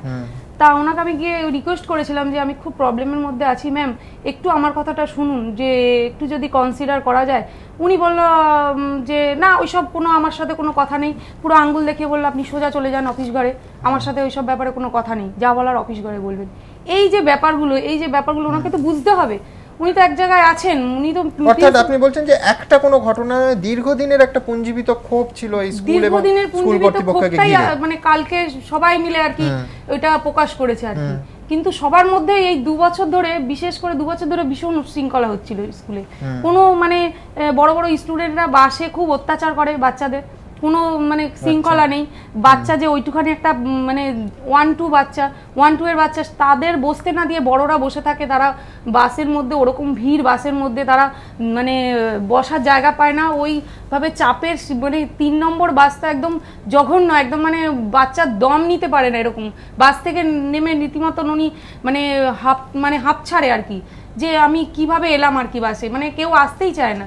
রিসেন্ট 1 নম্বর বাস বন্ধ করে দিয়েছিলেন, 3 নম্বর বাসে 2টো বাসের মেয়েরা আসতো, তা আমার মেয়েও ওখানে আসতো ওই বাসে, তো রোজ এসে কান্নাকাটি করতো যে মা আমাকে অন্তত স্কুল না গেলেও আমাকে ওই বাসে উঠতে দিও না, আমি ওই বাসে আর আসতে পারছি না। এইসব ব্যাপারগুলো ওনারা কোনোদিনই বুঝতে চাননি। আমরা দীর্ঘদিন গেছি, কোনোদিন একটা মিটিং ডাকে নিয়ে যে বাসটা হট করে বন্ধ করে দিল, এটার জন্য তো ওনার একটা আলোচনা করার দরকার ছিল যে এইভাবে আপনারা কিভাবে পাঠাবেন, কিংবা অন্য একটা ব্যবস্থা নেওয়া। 2টো বাসের মেয়ে যদি একটা বাসে আসে, সেটা কি পরিস্থিতি দাঁড়ায় সেখানে। এই জিনিসগুলো আমরা দীর্ঘদিন ধরে ওনাকে বলতে চেয়েছি, এরকম অনেক অনেক প্রবলেম আছে, অনেক মায়েরা বলতে চায়, সেগুলো উনি কোনোদিনই শুনতে চাননি আমাদের কাছে। অপর্ণা দেবী, এই প্রশ্ন নিয়ে আপনার কাছে আসবো, সেটা হচ্ছে যে একটা অনিশ্চয়তার মধ্যে তো স্কুল পড়ে গেল, আপনাদের সন্তানদের ভবিষ্যৎ, তো কি ভাবছেন এখন স্কুল নিয়ে? কর্তৃপক্ষের সঙ্গে সত্যি সত্যি আপনাদের অভিভাবকদের কোনো গ্যাপ কি ছিল আপনি মানবেন? আমি এইটুকুই বলতে পারি যে আমার মেয়ে ক্লাস 10-এ পড়ছে, তো আমাদের এত প্রবলেম কোনোদিনও ফেস করতে হয়নি। যে কোনো সমস্যা আগে থেকেই ছিল, কম আর বেশি। আজকে এই যে HM এসছেন বছর 2 হলো, এই 2 বছরের মধ্যে উনি স্কুলের ইয়েটাকে একদম পাল্টে দিয়েছেন, এবং প্রতিটা ব্যাপারে উনি যখন স্টেপ নিতে যেতেন, আজকে উনার প্রতি গার্জিয়ানদের একটা ক্ষোভ থেকেই যাচ্ছে। সব সময় যে কোনো ব্যাপারে উনি যখন ডাকছেন, কোনো স্টুডেন্টরা আজে বাজে কোনো কাজ করলে বা কোনো ভুলভাল কিছু করলে, উনি যখন সেইটার বিরুদ্ধে স্টেপ নিতে যাচ্ছেন, তখনই ওনার বিরুদ্ধে কিছু না কিছু সমস্যা তৈরি হচ্ছে। আর এই টাকা পয়সা নিয়ে যে সমস্ত কথাবার্তা উঠছে, আমাদের কোনোদিন এত টাকা পয়সা দিতে হয়নি, আজও পর্যন্ত দিতে হয়নি। সমস্যা পুলিশ কিন্তু মামলা এনেছে এক্সটর্শনের, মানে তোলাবাজি প্র্যাকটিক্যালি। কিন্তু এরকমও শোনা গেছে যে উনি ক্লাস 9-10-এর গুন্ডা পুষেছেন কিছু মেয়ে, যে তোলাবাজি করবার জন্য। আমাদের মেয়েরা ওই স্কুলে পড়ছে, এবং আমার সঙ্গে এখনো পর্যন্ত নিচে ক্লাস 10-এর 4 জন স্টুডেন্টের মা বসে আছেন, যেগুলো আমাদের ফেস করতে হয়নি সেগুলো আমি বলতে পারবো না। আজকে একজন অধ্যক্ষকে যেভাবে জুতো দেখানো হচ্ছে, হয়তো ওনার মধ্যে অনেক কিছু খারাপ গুণ ছিল, সেটাও যেমন আমাকে মেনে নিতে হবে। এবং আজকে এই স্কুলে অ্যাকোয়াগার্ড ছিল না, এই স্কুলে কোনো টাইলস মার্বেলসের কোনো ব্যাপার ছিল না। এই 2 বছরের মধ্যে এসে স্কুলের অনেক পরিবর্তন উনি করেছেন। তার জন্য আমাদের কাছ থেকে কখনো কিন্তু টাকা পয়সা চাওয়া হয়নি, এটাকে আমাকে স্বীকার করতেই হবে। কারণ যেহেতু আমার মেয়ে ক্লাস 10-এ স্কুলে পড়ছে, পিটে স্টোর চলছে। আর ঐন্দ্রিলার ব্যাপারে তো আমাদের একটা সমবেদনা থেকেই যাচ্ছে। আজকেও আমরা বিকেল দুপুর থেকে ওইখানেই ছিলাম স্কুলের সামনে, কারণ কালকে আমরা যেতে খুবই ভয় পেয়েছি। ক্লাস 9 বলুন 10 বলুন, যেতে ভয় পেয়েছি, কারণ হয়তো তাদের সঙ্গ আমরা পুরোপুরি দিতে পারবো না। আমরা ঐন্দ্রিলার ব্যাপারে আগামী রবিবার দিন আমরা একটা শান্তি করব, মোমবাতি নিয়ে ক্যান্ডেল মার্চ করব, সবাইকে জানানো হয়ে গেছে। ওখানে আমরা পোস্টারও লাগিয়ে দিয়েছি এবং যাকে পাচ্ছি তাকেই বলছি, আপনার চ্যানেলের মাধ্যমে এটা আমাদের স্কুলে যত গার্জিয়ান যারা এত ভাঙচুর করেছে, এত করেছে, তারা কতটুকু তাদের মধ্যে এই স্কুল সম্বন্ধে অভিজ্ঞতা আছে আমার জানা নেই। আমার যতটুকু অভিজ্ঞতা একেবারেই, হ্যাঁ, আমার যতটুকু অভিজ্ঞতা আমি ততটুকু জানালাম। আমি নবারুণ বাবুর কাছে আসবো। নবারুণ দে সেন্ট্রাল মডার্ন হাই স্কুলের প্রিন্সিপাল এবং আইসিএসসির এক্সিকিউটিভ কমিটির মেম্বার। নবারুণ বাবু, আপনারা যারা কলকাতায় একটু স্কুলের অধ্যক্ষ এবং শিক্ষক আছেন, তারা কতটা ইনসিকিউর এই ঘটনার পর? এক যে ছবি আমরা গোটা দিন ধরে দেখালাম, এবং এর অন্যদিকে শিক্ষণীয় কোনো আই ওপেনার পার্টও আছে কিনা, যে ম্যানেজমেন্ট এবং প্যারেন্টসদের মিটিংটা যদি ঠিক সময় করা যায় বা নিয়মিত করা যায়, যাতে কোনো রকম ক্ষোভের এই রকম উদ্গীরণ না হয়, ক্ষোভটা আগেই প্রশমিত করা যায়, এটা নিয়ে কি ভাবছেন? হ্যাঁ, এটা নিয়ে আমরা আজকে সারাদিন অনেকের সঙ্গে আলোচনা করেছি। আমরা শুধু ইনসিকিউর নই, আমরা ইনফ্যাক্ট কালকের ইনসিডেন্টের পরে আমরা insulted as teaching community. We are really insulted, specially যেভাবে প্রিন্সিপালকে অ্যারেস্ট করে নিয়ে যাওয়া হলো এবং the way it was telecast, সেটা আমাদের পক্ষে স্টুডেন্টদের সামনে ইন ফিউচারে দাঁড়ানোর জন্যে একটা খুবই কি বলবো, মানে অকওয়ার্ড সিচুয়েশন। নবরণবাবু, কোথাও কি মনে হচ্ছে না যে পুরোটাই একটা জনমত তৈরি হচ্ছে এবং একটা বৃহত্তর মাস সেই মুহূর্তে যা ভাবছে প্রশাসন সেইটা ফলো করছে? এই প্রশ্ন আমি এই জন্যই করছি, ধরুন একটি প্রাইভেট স্কুল, সরকারি স্কুলও নয়, সেখানে একসঙ্গে 1000 জন জড়ো হয়ে বললেন যে আমরা অধ্যক্ষকে সরিয়ে দেওয়া হোক, তাকে পদত্যাগ করতে হবে। তখন প্রশাসন সেই বার্তা নিয়ে এলো, তিনি পদত্যাগ করলেন। তারা বলল গ্রেফতার করতে হবে, গ্রেফতার করা হলো। এটা একেবারে একটা সাময়িকভাবে ক্ষিপ্ত জনমত যা চাইছে, প্রশাসন হুবহু সেইটা ফলো করছে, একবারও প্রপার জাজমেন্ট না করে। আপনার কি তাই মনে হচ্ছে? একদমই তাই মনে হচ্ছে। এটা জাস্ট মবকে প্যাসিফাই করার জন্য জিনিসটা করা হচ্ছে। দেখুন, সেটা তো নয়। আজকে ওনার যা স্টেটাস, এবং ওনাকে যদি বলা হতো যে ইউ সারেন্ডার, উনি ডেফিনেটলি গিয়ে সারেন্ডার করতেন। ওনাকে এরমভাবে একটা ইনসাল্টিং, একটা ইগনোমিনিয়াস ওয়েতে ওরমভাবে ধরে নিয়ে যাওয়া স্কুল ক্যাম্পাস প্রেমিসেস থেকে আমাদের সবাইকার জন্যে আমরা আজকে অনেকেই আলোচনা করেছি, cutting across all schools, Christian schools, Anglo Indian schools, non Anglo Indian schools, আমরা সবাই নিয়ে আলোচনা করেছি যে এই জিনিসটা আজকে আমাদের জন্যে অ্যাজ এডুকেটার্স এটা খুবই একটা ব্ল্যাক ডে আর কি হয়েছে গতকাল সন্ধ্যেবেলা যেটা ইনসিডেন্টটা হয়েছে। এবং আরেকটা জিনিস যেটা আপনি জিজ্ঞেস করলেন যে আমাদের ম্যানেজমেন্টের কি করা উচিত, এটা থেকে কোন লেসন, কোন আই ওপেন? হ্যাঁ, ডেফিনেটলি আমরা আমি বলবো মেজরিটি স্কুলেই নেওয়া হয়। আজকে যে আমি গতকালও ছিলাম এখানে, যে অ্যালিগেশনসগুলো শুনছি যে উনি প্যারেন্টসদের সঙ্গে মিট করতেন না, গার্ডিয়ানসদের সঙ্গে রেগুলার বেসিসে ইন্টারাকশন ছিল না ওনার, যদি না থেকে থাকে খুবই সেটা ভুল। এবং আমরা মেজরিটি প্রিন্সিপালস রেগুলার বেসিসে মিট করি।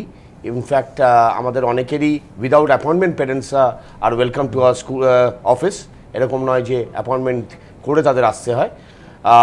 এবং আমরা যেটা নিজেদের মধ্যে আরও আলোচনা করেছি যে আমাদের আরও বেশি ওপেন হতে হবে উইথ দ্য প্যারেন্টস। এরকম নয় যে আমরা একটা শিল্ড রেখে দেবো অফিস বা ক্লাস টিচার, এরকম নয়। প্যারেন্টসরা যখন যে অসুবিধা আসবে একটা স্পেসিফিক টাইমের মধ্যে, সারাদিনে তো আমাদেরও অন্যান্য ক্লাস থাকে, কাজ থাকে, সব কিছু থাকে, একটা ভিজিটিং আওয়ার্সের মধ্যে তারা এলে আমরা নিশ্চয়ই মিট করব এবং প্যারেন্টসদের সঙ্গে তাদের সুবিধা অসুবিধা নিয়ে কথা বলবো। আপনাদের সবাইকে অনেক ধন্যবাদ। আমরা এটা আশা করিনি যে 1 ঘন্টার মধ্যে আমরা সমস্ত বিষয়ের সমাধান করে দিতে পারবো বা একেবারে স্পষ্ট নির্দিষ্ট আলো ফেলতে পারবো। আমরা চেয়েছিলাম প্রত্যেকটা মত একটা সংবাদ মাধ্যমের প্ল্যাটফর্মে উঠে আসুক। আমরা এখানে যাই আলোচনা করি, যে বিশ্লেষণে করি, শুরুতে যেরকম বললাম যে ছোট্ট ওয়েন্দ্রিলাকে আমরা আর ফেরত আনতে পারবো না। স্বপ্নের দুনিয়ায় এসেছিল, খুব ভালোবাসত ছবি আঁকতে, তার স্বপ্নগুলো রয়ে গেল, কিন্তু এই রূঢ় বাস্তবের পৃথিবী থেকে তাকে আমরা হারিয়ে ফেললাম।